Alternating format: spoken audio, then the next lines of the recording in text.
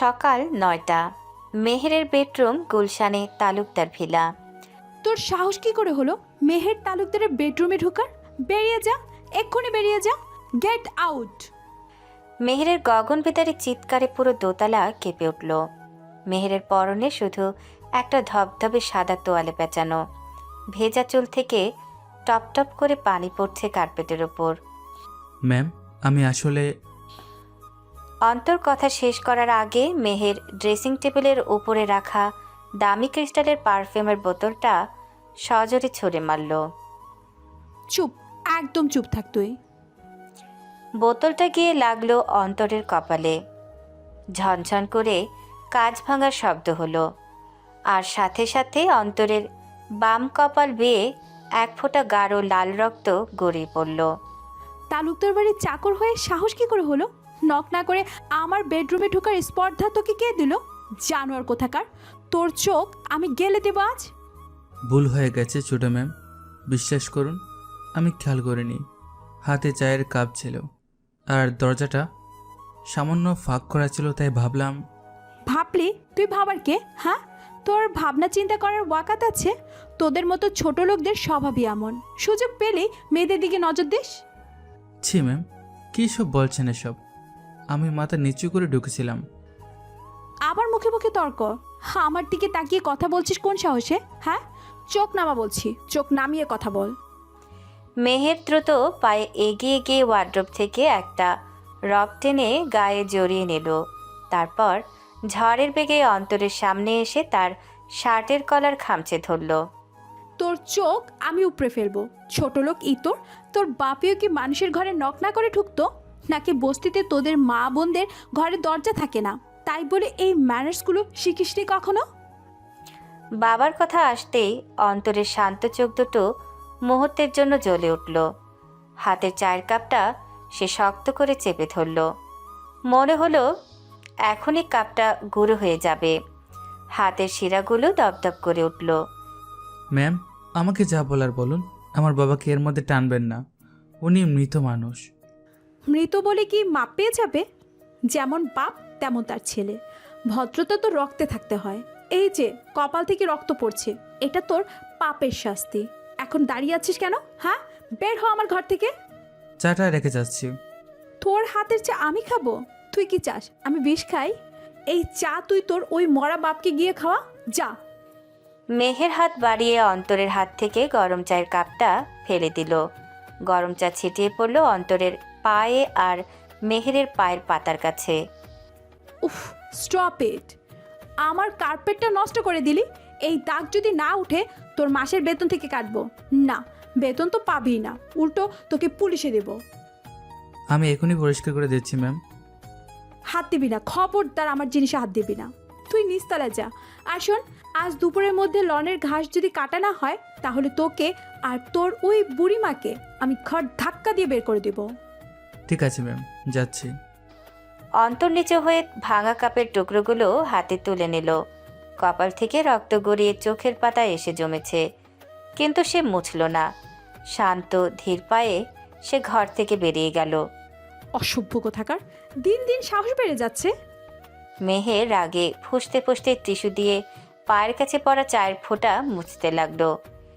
এই হলো আমাদের আজকের গল্পের নায়ক অন্তর, যিনি বর্তমান এই তালুকদার বাড়িতে চাকরের বেশে আছে।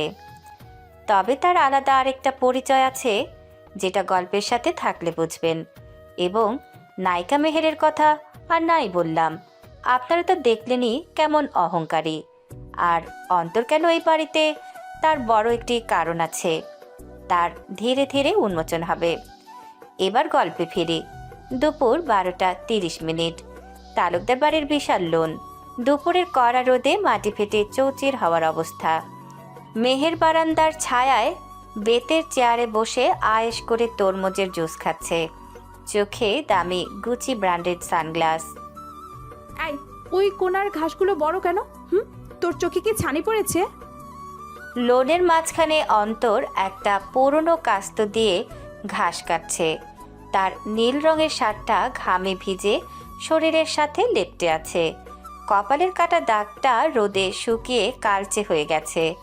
ম্যাম, ওদিকের মেশিনটা নষ্ট, হাত দিয়ে কাটতে সময় লাগছে। এক্সকিউজ দিবি না? হাত কি চলে না নাকি শরীরে শক্তি নেই? সকালবেলা তো খুব তেজ দেখাচ্ছিলি, কাজের সময় তো খুব মরদ দেখাস, এখন জিভ বেরিয়ে যাচ্ছে কেন? চেষ্টা করছি ম্যাম, হয়ে যাবে। অন্তর হাতের উল্টো পিঠ দিয়ে কপাল মুছল।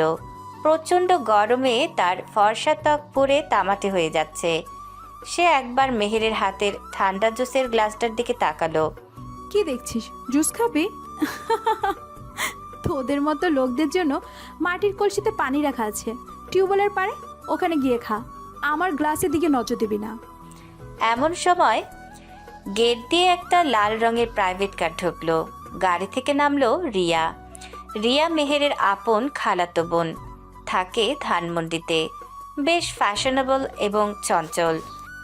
হে মেহু, হোয়াটসঅ্যাপ বেব? ওফ, যা গরম পড়েছে না, আজ মনে হচ্ছে মেকআপ গলে পড়ে যাবে। আইডিয়া বস, গরম তো লাগবে, গ্লোবাল ওয়ার্মিং বলে কথা। তুই এত দুপুরে এলি যে? আর বলিস না, মার্কেটে গিয়েছিলাম কিছু কালেকশন দেখতে। ফেরার পথে ভাবলাম তোর এখানে লাঞ্চ করে যাই। ও মা, এটা কি রে? রিয়া সানগ্লাসটা একটু নামিয়ে লোনের দিকে তাকালো, যেখানে অন্তর ঘরমাক্ত শরীরে কাজ করছে। ও ও আমাদের নতুন কাজের লোক, নাম অন্তর। কেন? ওয়াও, সিরিয়াসলি মেহের, তোদের কাজের লোক এত হ্যান্ডসাম? ওর হাইট দেখেছিস? আর শোল্ডার, জাস্ট হিরোদের মতো লাগছে খামমাখা শরীরে। রিয়া প্লিজ, তোর রুচি এত নিচু কবে থেকে হলো? একটা থার্ড ক্লাস সার্ভেন্ট, তার আবার লুকস। ও বস্তিতে থাকে, বস্তির গন্ধ পাস না? তুই বেশি করছিস। গন্ধ কই? দূর থেকে তো বেশ মাস্কুলারই লাগছে এই ছেলেকে। এই শোনো। অন্তর ডাক শুনে উঠে দাঁড়ালো। সে ধীরে ধীরে বারান্দার কাছে এগিয়ে এলো। জি ম্যাম, ডাকছিলেন? তোমার নাম কি বললে? অন্তর? বাহ, নামটা তো রোম্যান্টিক। কতদিন ধরে কাজ করছো এখানে? জি ম্যাম, গত 3 মাস ধরে। ও, তা এত রোদে কাজ করছো, কষ্ট হচ্ছে না? আমি কি মেহেরকে বলে তোমাকে ফ্যান ছেড়ে ভেতরে কাজ দেব? রিয়া চুপ করবে, ওকে আমি শাস্তি দিয়েছি। ও আজ রোদের মধ্যে কাজ করবে, আর তুই ওর সাথে এত ফ্রি হচ্ছিস কেন? ম্যাম, আমার কাজ বাকি আছে, আমি যাব। যাও যাও, কাজ করো, পরে কথা হবে। রিয়া অন্তরের যাওয়ার দিকে তাকিয়ে মুচকি হাসলো। মেহের বিরক্ত হয়ে জুসের গ্লাসটা টেবিলে শব্দ করে রাখলো। তোর ওই চিপ মেন্টালিটি আমার সহ্য হয় না রিয়া। তুই একটা চাকরের বডি দেখে এমন করছিস? ছি। আরে চিরকর, ভালো জিনিস দেখলে প্রশংসা করতেই হয়। তোর তো কপাল ভালো, এমন বডিগার্ড টাইপের কাজের লোক পেয়েছিস। আমার বাসায় তো সব বুড়ো দারোয়ান। তোর ভালো লাগলে তুই নিয়ে যা, আপদ বিদয় হোক। এদিকে অন্তর মনে মনে ভাবে, মেহের তালুকদার, আমার শরীর বা গাম নিয়ে তোমার কাজিন যাই বলুক, আমার ফোকাস শুধু তোমার বাবার ওই সিগনেচারটার দিকে। অপেক্ষা করো। এরপর বিকেল পর্যন্ত অন্তর আরও বিভিন্ন কাজ সারে। অন্যদিকে মেহের রিয়ার সাথে লাঞ্চ করে দুজনেই বাইরে গিয়েছিল। ফিরতে ফিরতে রাত 9টা বেজে যায়। তালুকদার ভিলার ডাইনিং রুম, বিশাল ডাইনিং টেবিলে পিনপত নীরবতা। মেহেরের বাবা আফজাল তালুকদার মাথা নিচু করে খাচ্ছেন। তার বয়স 60-এর কোঠায়, চেহারায় দুশ্চিন্তার ছাপ স্পষ্ট। পাশেই বসে আছে তার ছেলে সাইদ। সাইদের চোখ লাল, নেশার ঘোরে ঢুলছে। উফ, কি জঘন্য রান্না! এটা কি মানুষ খায়? আস্তে কথা বল সাইদ, খাবার নিয়ে এমন করিস না। চুপ করো তুমি বুড়ো, সারাদিন শুধু জ্ঞান দিবে। টাকা তো রোজগার করতে পারো না, আবার বড় বড় কথা। অন্তর জগ হাতে দাঁড়িয়েছিল গ্লাসে পানি ঢালার জন্য। মেহের উল্টো দিকে বসে চুপচাপ খাচ্ছিল। এই অন্তর, এদিকে আয়। জি ভাইজান। আজকের মাংসে লবণ বেশি কেন? তুই রেঁধেছিস? আমাকে প্রেশার বাড়িয়ে মারার প্ল্যান করছিস তোরা সবাই? না ভাইজান, রান্না তো বড় মা করছেন, আমি তো শুধু। তর্ক করিস, বেয়াদব কোথাকার! সাইদ রাগে ভাতের প্লেটটা সজোরে ছুঁড়ে মারল। প্লেটের ঝোল আর ভাত ছিটকে গিয়ে লাগলো অন্তরের সাদা পাঞ্জাবিতে। একটা হাড় গিয়ে লাগলো তার বুকে। ভাইয়া কি করছো, কি খাবার নষ্ট করছো কেন? তুই চুপ থাক। সব দোষ এই ছোট লোকগুলোর। এদের লাই দিয়ে মাথায় তুলেছিস তোরা। সাইদ টলতে টলতে উঠে গিয়ে অন্তরের পেটে সজোরে এক লাথি মারল। অন্তর অপ্রস্তুত ছিল। সে টাল সামলাতে না পেরে ডাইনিং টেবিল খামচে ধরল। সাইদ থাম, ও তো কিছু করেনি। বাবা তুমি একদম কথা বলবে না। এই বাড়ির মালিক আমি হব কদিন পর, তখন দেখব কে কাকে রাখে। অন্তরের জল শক্ত হয়ে গেল। তার হাত দুটো মুষ্টিবদ্ধ হয়ে আছে। সে জানে একটা পাঞ্চ করলে সাইদের জল ভেঙে আলাদা হয়ে যাবে। সে মার্শাল আর্টে ব্ল্যাক বেল্ট, কিন্তু সে মেঝের দিকে তাকিয়ে নিজেকে শান্ত করলো। ভুল হয়ে গেছে ভাইজান, আমি এখনই সব পরিষ্কার করে দিচ্ছি। পরিষ্কার তো করবি। আর শোন, আজ রাতে তুই খাবি না, এটাই তোর শাস্তি। যা এখান থেকে, আমার চোখের সামনে থেকে দূর হ। ভাইয়া তুমি সিনক্রেট করো না তো, হতো রাধেনি, তাহলে ওকে মারছো কেন? তোমার মাথা কি ঠিক আছে? নেশা করে করে তোমার মাথা পুরোটাই গেছে। আমার মাথা ঠিকই আছে, তোর মাথা ঠিক নেই। চাকরের জন্য দরদ উতলে পড়ছে না? খা তুই, গিলতে থাক।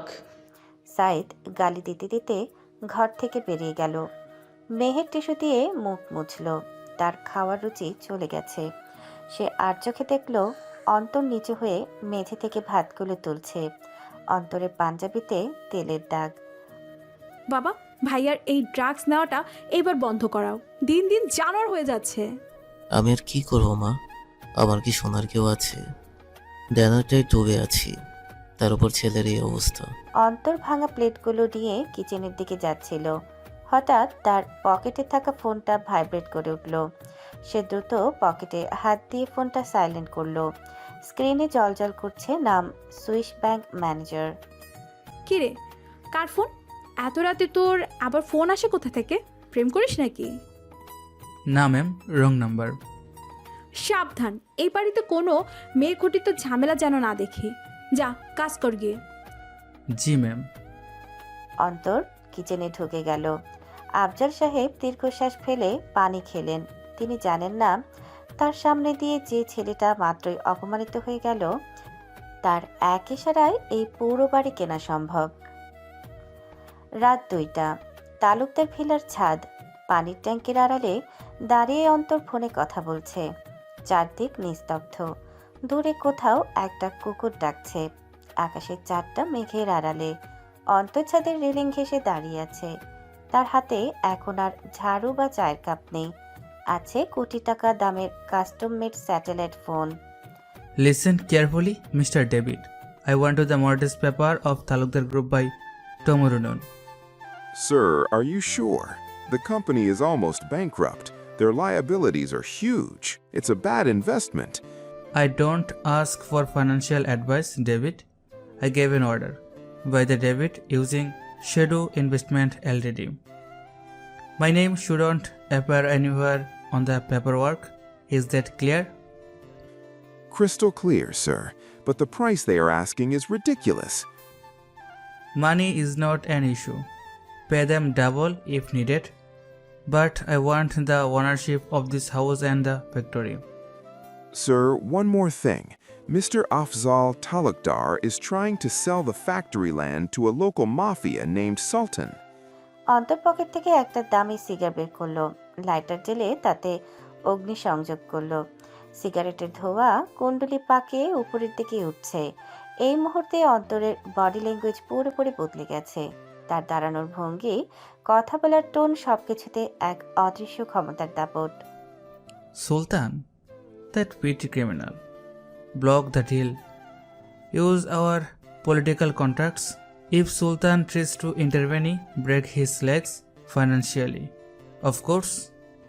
Understood, Mr. Chowdhury. Anything else? No, good night. অন্তর ফোনটা কেটে পকেটে রাখলো। সে আকাশের দিকে তাকিয়ে একগাল ধোঁয়া ছাড়লো। নিচে তখনও মেহেরের ঘরের আলো জ্বলছে। মেহের, আজ আমাকে দিয়ে ঘাস কাটিয়েছ, আমার গায়ে চা ফেলেছ, সমস্যা নেই, আমি সব সইব। কারণ আমি চাই যেদিন তুমি জানবে আমি কে, সেদিন যেন তোমার এই অহংকারটা নিজের কাছেই সবচেয়ে বড় বোঝা মনে হয়। খেলা তো সবে শুরু হলো, ছোট ম্যাম। ছাদের অন্ধকারে দাঁড়িয়ে থাকা অন্তর চৌধুরীকে তখন চেনার উপায় নেই। সে এখন আর তালুকদার বাড়ির চাকর নয়, সে এক শিকারী বাঘ যে ধৈর্য ধরে অপেক্ষা করছে চূড়ান্ত মুহূর্তের জন্য। পরদিন দুপুর 1:30। তালুকদার ভিলার পেছনের বড় পুকুর ঘাট। আগের রাতের গোপন ফোন আলাপের পর সকালটা বেশ স্বাভাবিকভাবেই কেটেছে। অন্তর ভোরবেলায় উঠে পুরো বাগান পরিষ্কার করেছে, গাড়ির ধোয়া মোছা শেষ করেছে। মেহের সারাদিন নিজের ঘরেই ছিল। অন্তরের সাথে তার দেখা হয়নি। দুপুরের কড়া রোদ এখন কিছুটা পশ্চিমে হেলেছে। ভিলার পেছনে বিশাল এক দিঘি সমান পুকুর, যার শান বাঁধানো ঘাটটা বেশ পুরনো আমলের। চারপাশ গাছগাছালিতে ঘেরা, বেশ নিরিবিলি। উফ, এই বাড়িতে থাকলে দম বন্ধ হয়ে আসে, একটু শান্তিও কোথাও নেই। মেহের খাটের সিঁড়িতে বসে আনমনে পা দিয়ে পানি নাড়ছে। তার পরনে হালকা আকাশি রঙের সুতি শাড়ি। দুপুরের নির্জনতায় পুকুরের পানিতে ছোট ছোট ঢেউ খেলছে। অন্তর একটু দূর থেকে বলে, ম্যাম সরে বসুন, গাঠের ওই কোনাটায় শেওলা জমেছে, স্লিপ করতে পারে। অন্তর পুকুর পাড়ের বড় আম গাছটার নিচে লাকড়ি চিরছিল। কুড়ালের ঠাস ঠাস শব্দে ফাঁকে সে মেহেরকে সাবধান করলো। তুই আমাকে জ্ঞান দিবি না, নিজের কাজ কর। আমি কি বাচ্চা যে পড়ে যাব? সাবধানের মার নেই ম্যাম, তাই বললাম। তোর কথা শুনতে চাই না, বিরক্ত করিস না তো। মেহের রাগে একটু নড়ে চড়ে বসতে গেল, কিন্তু বিধিবাম শ্যাওলা জামা পিচ্ছিল সিঁড়িতে তার পায়ের পাতা পিছলে গেল।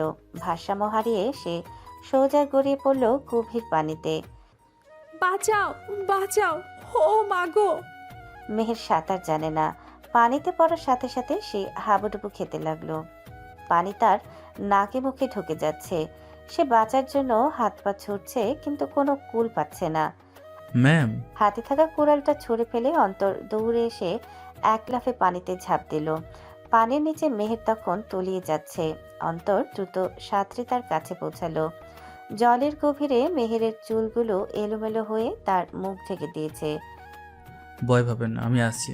পানির নিচেই অন্তর মেহেরের কোমর শক্ত করে জড়িয়ে ধরল। মেহের প্রাণীর ভয়ে অন্তরকে চাপটে ধরল। তার নখগুলো অন্তরের কাঁধে গেঁথে গেল। পানির নিচে দুজনের শরীর একদম মিশে গেল।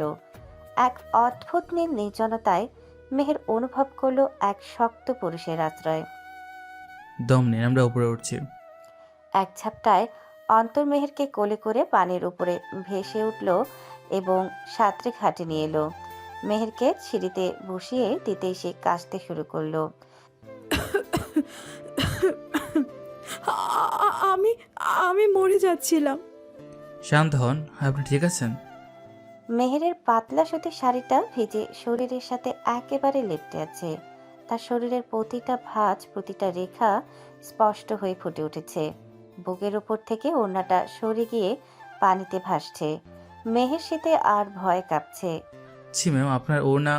অন্তর দ্রুত নিজের গলার গামছাটা খুলে মেহেরের বুকে জড়িয়ে দিল। মেহেরের চোখ তখনও বড় বড়।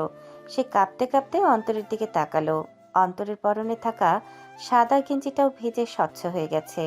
তার ভেজা গেঞ্জির নিচে সুঠম সিক্স প্যাক অ্যাবস আর বুকের চওড়া পেশিগুলো স্পষ্ট দেখা যাচ্ছে।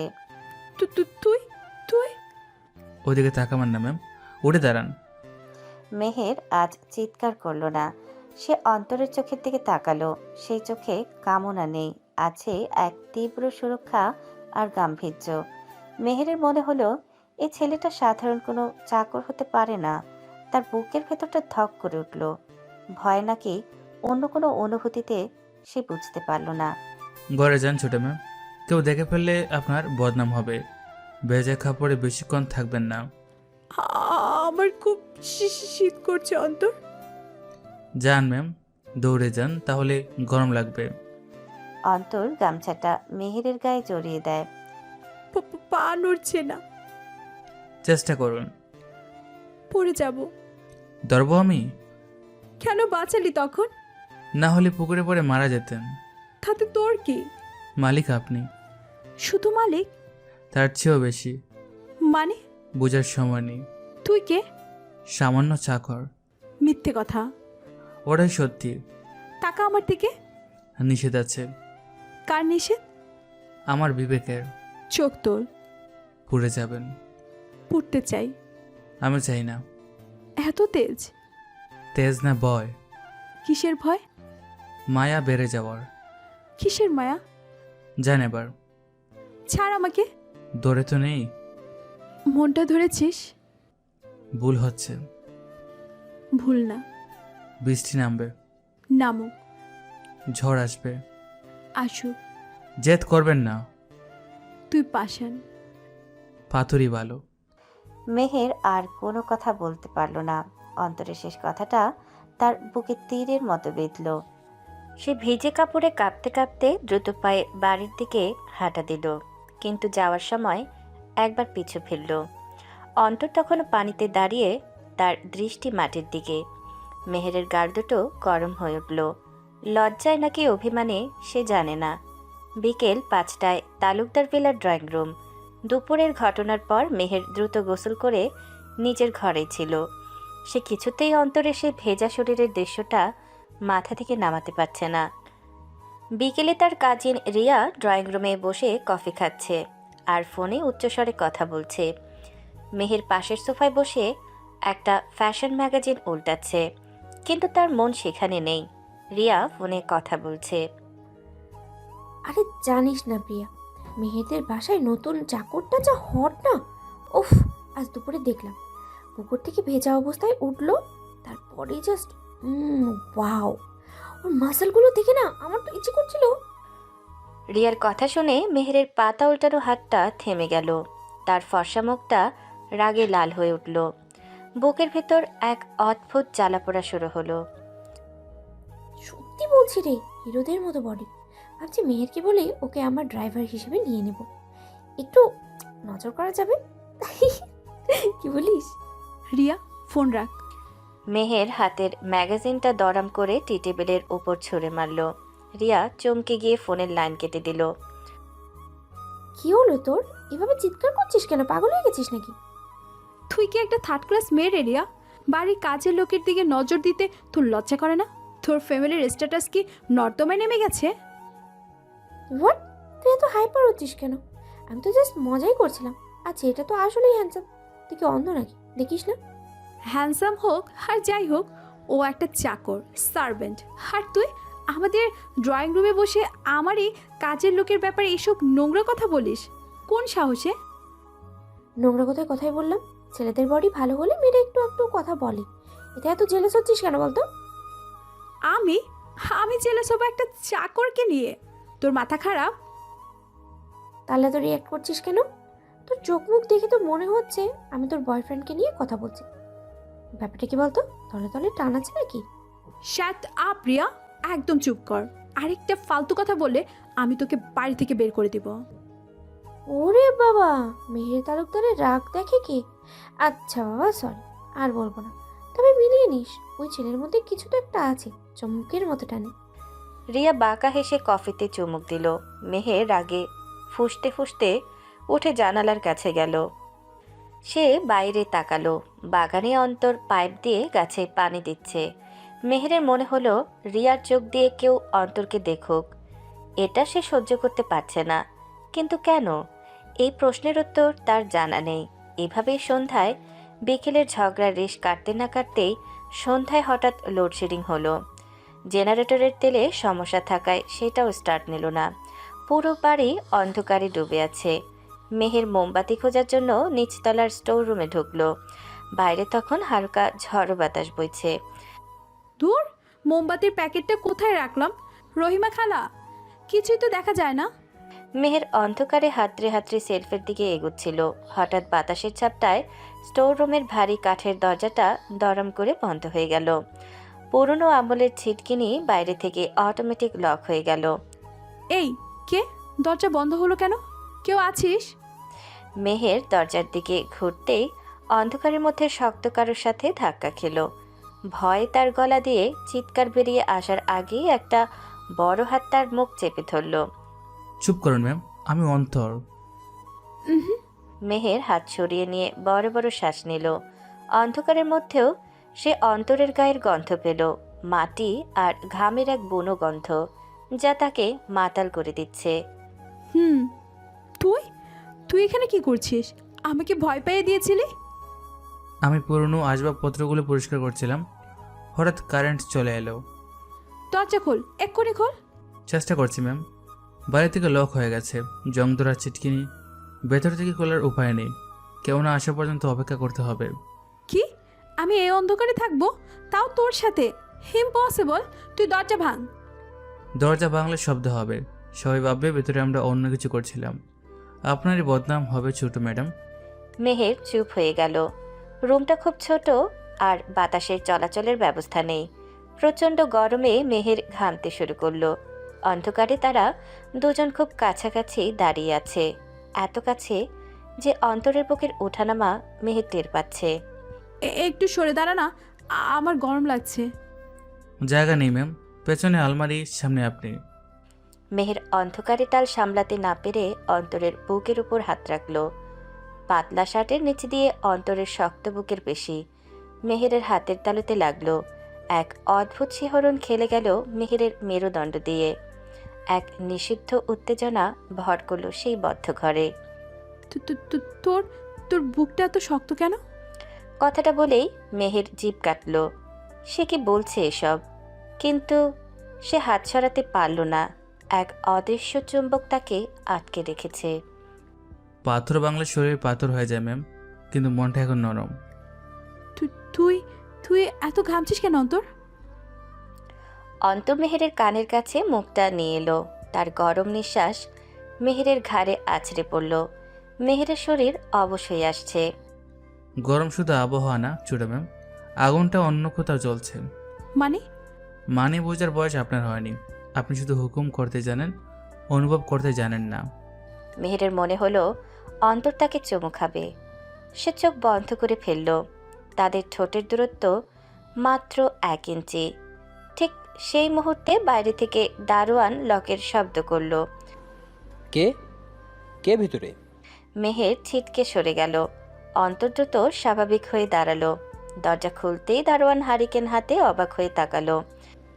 ছোট আম্মা আপনি? আর অন্তর? আমি আমি মোমবাতি নিতে এসেছিলাম, ও কাজ করছিল, দরজা আটকে গিয়েছিল। যা, হারিকেনটা দিয়ে যা। মেহেরের পর নিজের ঘরে চলে যায়। অন্তর অন্ধকারে দাঁড়িয়ে রইল, তার মুখে এক রহস্যময় হাসি। সে জানে বরফ গলতে শুরু করেছে। এদিকে তালুকদার ভিলার রিয়ার গেস্ট রুমে রিয়া তার ঘরের দরজা ভেতর থেকে লক করে ব্যালকনিতে গিয়ে দাঁড়ায়। তার হাতে ফোন। সে আর সেই চটপটে ভঙ্গিতে নেই। তার চোখে মুখে এখন গভীর গাম্ভীর্য। সে একটা নাম্বারে কল দিল। রিং হওয়ার সাথে সাথেই ওপাশ থেকে কল রিসিভ হলো। লাইন ক্লিয়ার, কথা বলা যাবে? বলো, আপডেট কি? আগুন জ্বলছে কার বুকে? তোমার মহারানীর। হিংসায় ফেটে পড়ছে মেয়েটা। আমার উপরে যা খেপেছে না, মনে হলো পারলে কাছেই খেয়ে ফেলবে। গুড। বরফ গলানোর জন্য আগুনের দরকার ছিল। হাড়গুড় ভাঙার আগে এগো ভাঙা জরুরি। তুমিও কিন্তু কম না বস। আমার দিকে দুপুরে ওভাবে তাকিয়েছিলে কেন? মেহেরের ফেস দেখেছিলে তখন? লিটারালি লাল হয়ে গিয়েছিল। ওটাই তো চেয়েছিলাম, ওর মধ্যে অধিকার বোধ জন্মানোর দরকার। ও ভাবুক আমি সহজলভ্য, আবার এটাও ভাবুক আমি ধরাছোঁয়ার বাইরে। খুব রিস্কি গেম খেয়েছো অন্তর ভাই। এটা যদি সত্যি সত্যি তোমাকে শত্রু ভাবতে শুরু করে? ভাবুক, শত্রু যত কাছে থাকবে ফোকাস তত আমার উপর থাকবে। আচ্ছা, সুলতানের খবর কি? ও তো পাগলা কুকুর হয়ে গেছে, আজ রাতে অ্যাটাক করতে পারে। জানি, ওয়েলকাম করার জন্য আমি রেডি। সাবধানে থেকো, ওরা কিন্তু অস্ত্র নিয়ে আসবে। ওরা আসবে লোহা লক্ষ্যর নিয়ে, আর আমার কাছে আছে বারুদ। ওরা জানে না ওরা কার সম্পত্তিতে হাত বাড়ানোর চেষ্টা করছে। তালুকদার ভিলা? না, আমার এম্পায়ার। এই বাড়ির দলিল এখনো আমার পকেটে আসেনি রে। সাইদ বা সুলতান কারো বাবার ক্ষমতা নেই এখান থেকে একটা ইট কষানোর। আর মেহের, মেহের কি? ও আমার প্রজেক্ট না, ও আমার জেদ। আর অন্তর চৌধুরী নিজের জেদ ছাড়ে না। কবে রিভিল করবে নিজেকে? এখনই না, সাপটাকে আগে গর্ত থেকে বের হতে দাও। সাইদকে হাত নাতে ধরতে হবে। তুমি শুধু নজর রাখো। পেমেন্ট কিন্তু ডাবল লাগবে বস। কাজিনের সাথে বিট্রে করছি। তোর কাজিনের ভালো করার জন্যই করছিস। চেক রেডি আছে, রাখলাম। রিয়া ফোনটা কেটে মুচকি হাসল।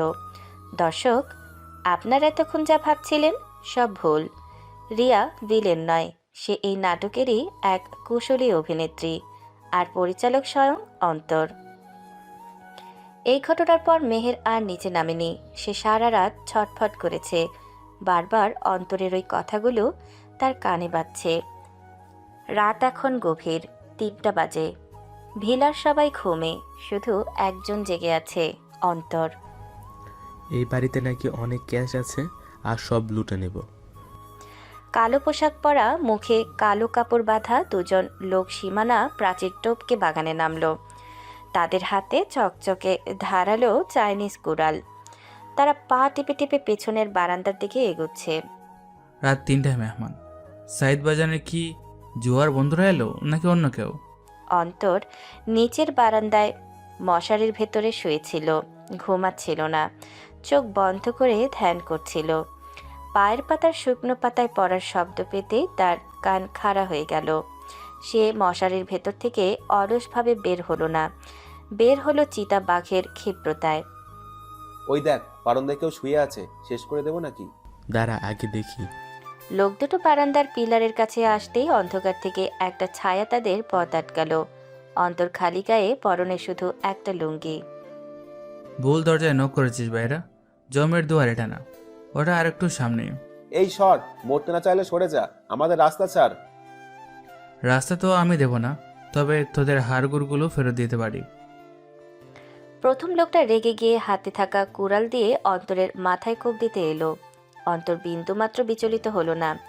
সে চোখের পলকে সরে গিয়ে লোকটার হাতের কবজি ধরে ফেলল। এত স্লো? মট করে একটা শব্দ হলো। অন্তর লোকটার হাত এমনভাবে মুচড়ে দিল যে হাড় ভাঙার শব্দ রাতের নিস্তব্ধতা ভেঙে দিল। লোকটা চিৎকার করার আগেই অন্তর তার মুখে নিজের হাত দিয়ে চাপ দিল এবং পেটে এক সজোরে হাঁটু দিয়ে আঘাত করল। লোকটা জ্ঞান হারিয়ে লুটিয়ে পড়ল। তুই কে? দ্বিতীয় লোকটা ভয় পেয়ে পিছিয়ে গেল।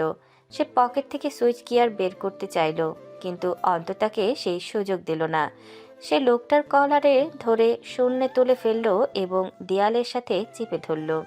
তোদের বস সুলতানকে গিয়ে বলবি তালুকদার বাড়ির পাহারাদার সাধারণ কোনো কুকুর না, আমি হলাম সাক্ষাৎ জম। আর যদি কোনোদিন এই বাড়ির দিকে চোখ তুলে দেখাস, সেই চোখ আমি উপড়ে নেব, মনে থাকবে?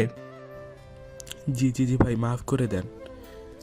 ভাগ, আর এই আবর্জনাটাকে কাঁধে করে নিয়ে যাও। লোকটার তার সঙ্গীকে কোনো মতে টেনে নিয়ে প্রাচীর টপকে পালিয়ে গেল। অন্তর দাঁড়িয়ে রইল, তার শ্বাস প্রশ্বাস একদম স্বাভাবিক, যেন কিছুই হয়নি। এদিকে দোতলার জানালা দিয়ে মেহের ছায়া ছায়া কিছু একটা দেখছিল। সে স্পষ্ট বুঝতে পারেনি কি ঘটল, কিন্তু চাঁদের হালকা আলো সে দেখল অন্তর একা বাগানে দাঁড়িয়ে আকাশের দিকে তাকিয়ে আছে। তার দাঁড়ানোর ভঙ্গিতে এমন এক রাজকীয় ভাব ছিল যা কোনো চাকরের হতে পারে না। মেহেরের মনে নতুন করে প্রশ্ন জাগল, কে ওটা? আর এই অন্তর আসলে কে? পরের দিন সকাল 11টা। গত 2 দিনের ঘটনার পর অন্তরের প্রতি মেহেরের মনের কোণে একটা সুপ্ত ভালো লাগা তৈরি হয়েছিল, কিন্তু সকাল হতে না হতেই সে ভালো লাগার আকাশে কালো মেঘ জমতে শুরু করেছে। মেহেরাজ তার এক বান্ধবীর এঙ্গেজমেন্ট পার্টিতে যাবে। সেজেগুজে তৈরি হওয়ার সময় সে খেয়াল করলো তার প্রিয় হীরার আংটিটা নেই।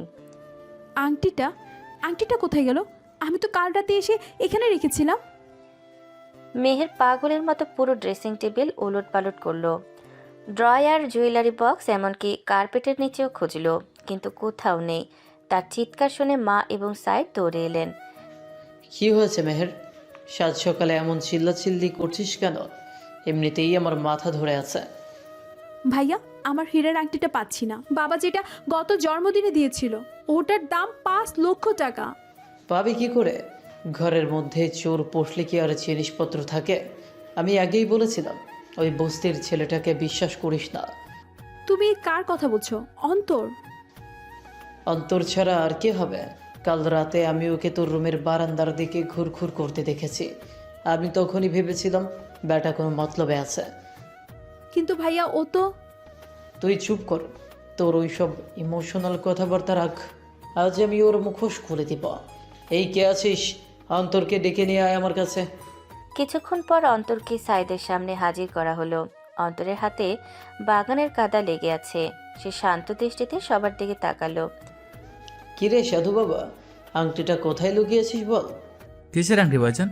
আমি তো কিছু জানি না। জানিস না, ভান করছিস। তোর মতো ছোট লোকদের আমি হারে হারে চিনি। অভাবের তাড়নায় চুরি করেছিস, এখন ভালো মানুষের নাটক করছিস। সত্যি করে বল, নইলে পুলিশে দিব। আমি চুরি করিনি। এই বাড়ির লবণের হক আমি নষ্ট করি না।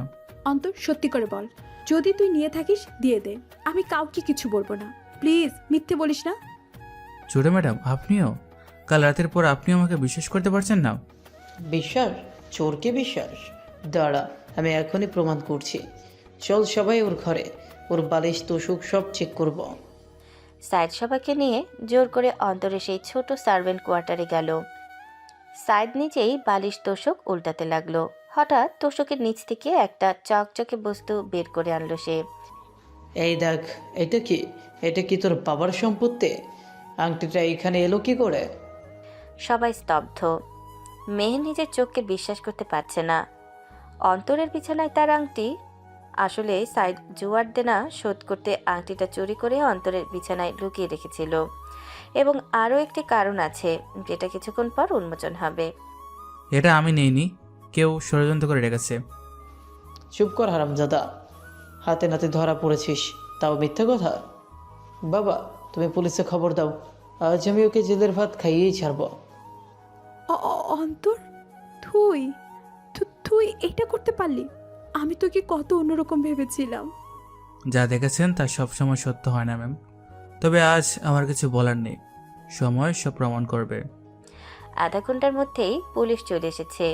গুলশান থানার সাব ইন্সপেক্টর হারুন তার টিম নিয়ে হাজির। আফজাল সাহেব সোফায় বসে আছেন। তিনি অত্যন্ত লজ্জিত এবং হতাশ। অন্তরকে ঘরের মাঝখানে দাঁড় করিয়ে হাতে হাতকড়া পরানো হয়েছে। এসআই হারুন বলেন, কি হে ছোকরা, খুব সাহস তো তোমার। গুলশানের এই ভিআইপি এলাকায় চুরি? কার বাসায় চুরি করেছো জানো? আফজাল সাহেবের বাসায়।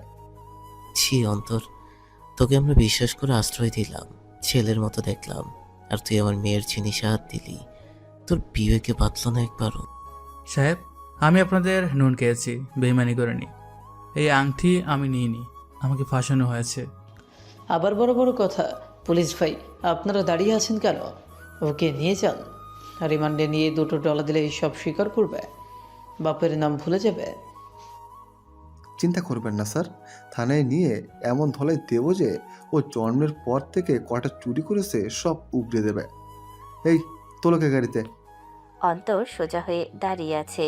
তার চোখে কোনো ভয় বা অনুশোচনা নেই, আছে এক তীব্র অপমান আর ঘৃণার আগুন। সে একবার মেহেরের দিকে তাকালো। সেই দৃষ্টি এত তীক্ষ্ণ যে মেহেরের বুক কেঁপে উঠল। ছোট ম্যাডাম, আমার দিকে তাকিয়ে বলুন তো, আপনার কি সত্যি মনে হয় আমি চোর? প্রমাণ? প্রমাণ তো তোর বিপক্ষেই অন্তর। আংটি তোর বিছানায় পাওয়া গেছে। প্রমাণ সাজানো যায়, কিন্তু চোখের বাসা সাজানো যায় না। আপনি ভুল করেছেন। ওরে আমার ফিলোসোফার রে, পুলিশের সামনে ফিলোসফি চলছে? তোর তো অনেক তেজ দেখছি।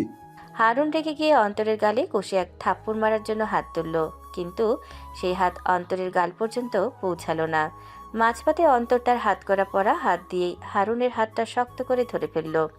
লোহার মতো শক্ত সেই ধরা। আহা, হাতছাড়, হাতছাড় বলছি। হাত করা পড়িয়েছেন, ঠিক আছে, আইনের সম্মান করছি, কিন্তু গায়ে হাত দেবেন না। এর ফল কিন্তু ভালো হবে না, কারণ আমার শরীরে হাত তোলার যোগ্যতা আপনার নেই। ঘরের সবাই স্তব্ধ। সাইদ আফজাল সাহেব, এমনকি মেহেরও হা হয়ে তাকিয়ে আছে। একজন সাধারণ চাকর পুলিশের হাত ধরে ফেলার সাহস পায় কোথা থেকে? হারুন ব্যথায় কুকড়ে যাচ্ছে। দেখেছো বাবা, দেখেছো ওর সাহস? পুলিশকে মারতে চাচ্ছে। হারুন সাহেব, আপনারা কি করছেন? ওকে গুলি করুন। গুলি খরচ করবেন না, সত্য একদিন সামনে আসবেই। চলুন থানায় চলুন, এই নাটক দেখার ধৈর্য আমার নেই। অন্তর এক ঝটকায় হারুনের হাত ছেড়ে দিল, তারপর নিজেই দরজার দিকে হাঁটা দিল। তার হাঁটার ভঙ্গিতে কোনো আসামের জড়তা নেই, আছে এক পরাজিত রাজার গাম্ভীর্য। দুপুর 1:30। পুলিশের নীল রঙের ভ্যান গাড়িটা গেটের বাইরে স্টার্ট দিয়ে দাঁড়িয়ে আছে। অন্তরকে গাড়িতে পেছনের সিটে তোলা হচ্ছে। দোতলার বারান্দার রেলিং ধরে দাঁড়িয়ে আছে মেহের। তার চোখ দিয়ে অঝরে পানি ঝরছে। সে জানে না কেন কাঁদছে। একটা চোর ধরা পড়েছে, এতে তো তার খুশি হওয়ার কথা, কিন্তু তার মন মানছে না। কেন জানি না, আমার মনে হচ্ছে তুমি এটা করনি অন্তর। তোমার ওই চোখ, এই তেজ চোরের থাকে না। তোমাকে আমি অপমান করেছি, গালি দিয়েছি, কিন্তু চোর ভাবিনি কোনোদিনও। আজ তোমাকে হাত করা পড়া অবস্থায় দেখে আমার এত কষ্ট হচ্ছে কেন? গাড়িটা গেট দিয়ে বেরিয়ে যাওয়ার সময় অন্তর একবার জানালার কাছ দিয়ে ওপরের দিকে তাকালো। মেহেরের সাথে তার চোখাচোখি হলো। অন্তরের ঠোঁটের কোণে এক করুণ হাসি, যেন সে বলছে, ভালো থেকো অহংকারী রাজকুমারী। না না, এটা হতে পারে না। মেহের আর নিজেকে ধরে রাখতে পারল না। সে দৌড়ে সিঁড়ি দিয়ে নিচে নেমে এলো। ড্রয়িং রুমে তখনও সাইদ আর আফজাল সাহেব বসে আছেন। বাবা বাবা প্লিজ গাড়িটা থামো, কেসটা তুলে নাও বাবা। তুই পাগল হয়েছিস মেহের? ও চোর, প্রমাণ পাওয়া গেছে। হোক ও চোর, কিন্তু আমার আন্টি তো পাওয়া গেছে। আমার আর কোনো অভিযোগ নেই। ওকে জেলে পাঠিও না। জেলের পরিবেশ ও সহ্য করতে পারবে না বাবা, প্লিজ। তোর কি মাথা খারাপ হয়েছে মেহের? একটা কাজের ছেলের জন্য তুই বাবার কাছে হাত জোর করছিস? তোর কি কোনো সায়েন্স নেই? ভাইয়া তুমি চুপ করো। আমি জানি না কেন, কিন্তু আমার মনে হচ্ছে ও নির্দোষ। অন্তর চুরি করতে পারে না। ও চাইলে অনেক আগে। অনেক আগেই কি? তুই থাম তো। চোরকে শিক্ষা দেওয়া দরকার। জেলে গিয়ে পৌঁছুক, তখন বুঝবে তালুকদার পরিবারের সাথে পাঙ্গা নেওয়ার ফল কি। বাবা তুমি কিছু বলছো না কেন? তুমি তো দয়ালু মানুষ। ওকে মাফ করে দাও না। মা, আবেগে চললে হয় না, আইন আইনের পথে চলবে। তুই ঘরে যা। মেহের কান্নায় ভেঙে পড়ে সোফায় বসে পড়ল। তার মনের ভেতর এক অদ্ভুত শূন্যতা। মনে হচ্ছে বাড়িটা থেকে শুধু একটা কাজের লোক যায়নি, বাড়ির প্রাণটাই চলে গেছে। সাইদ আড়ালে গিয়ে বাঁকা হাসলো। তার পথের কাঁটা দূর হয়েছে। এদিকে গুলশান থানায় অন্তরকে আনার পর সাধারণ হাজতখানায় ঢোকানো হয়েছে। সেখানে আরও কয়েকজন ছিটকে চোর ও নেশাখোর আছে। অন্তর এক কোনায় চুপচাপ বসে আছে। ওদিকে এসি রুমে ওসি মাহবুব সাহেব পায়ের ওপর পা তুলে আয়েশ করে চা খাচ্ছেন আর ফোনে কথা বলছেন। আরে ভাবি, চিন্তা করবেন না, আপনার ভাইয়ের জমি উদ্ধারের ব্যবস্থা আমি করছি। শুধু একটু মিষ্টি খাওয়ার টাকাটা রেডি রাখেন। ঠিক সেই মুহূর্তে ওসির ডেস্কের লাল টেলিফোনটা বেজে উঠল। এই ফোনটা সচরাচর বাজে না, এটি হটলাইন। ওসি বিরক্ত হয়ে ফোনটা ধরলেন। হ্যালো, গুলশান থানা, ওসি মাহবুব বলছি। আমি স্বরাষ্ট্র মন্ত্রণালয় থেকে বলছি। স্বরাষ্ট্রমন্ত্রী মহোদয় লাইনে আছেন? হোল্ড করুন। স্বরাষ্ট্রমন্ত্রীর শব্দটা শুনেই ওসির হাত থেকে চায়ের কাপটা পড়ে গেল। তিনি তড়াক করে চেয়ার ছেড়ে উঠে সোজা হয়ে দাঁড়ালেন। তার কপালে মুহূর্তের মধ্যে বিন্দু বিন্দু ঘাম জমে গেল। জি জি স্যার, আসসালামু আলাইকুম স্যার, আমি ওসি মাহবুব। মাহবুব, তোমার থানায় আজ দুপুরে অন্তর চৌধুরী নামে কি কাউকে অ্যারেস্ট করা হয়েছে? অন্তর? জি স্যার, মানে এক সিচকে চোরকে ধরা হয়েছে। তালুকদার বাড়িতে চুরি। Shut up idiot!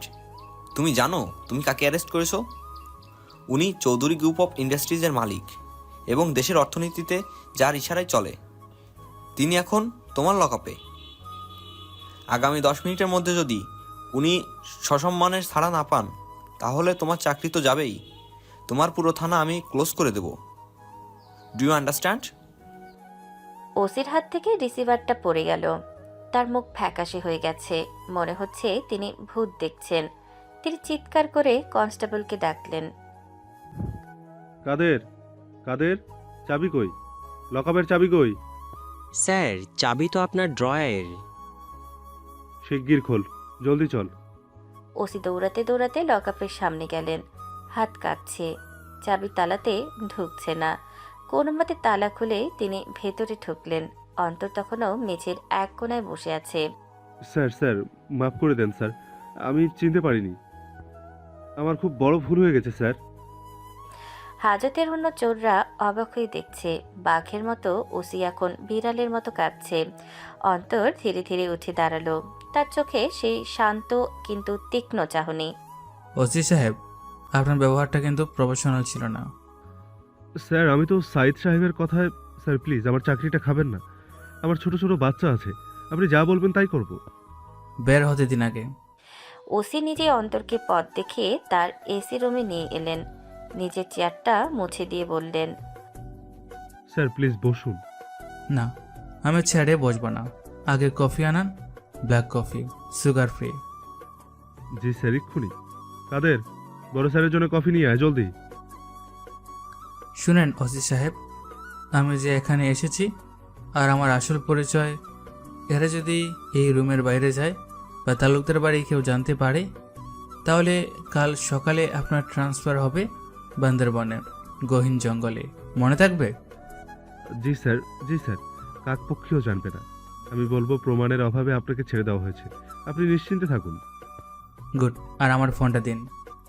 ওসি কাঁপা কাঁপা হাতে অন্তরের বাজেয়াপ্ত করা ফোনটা এগিয়ে দিলেন। অন্তর ফোন অন করে একটা টেক্সট করলো তার পিএকে। তারপর কফিতে চুমুক দিয়ে ওসির দিকে তাকালো।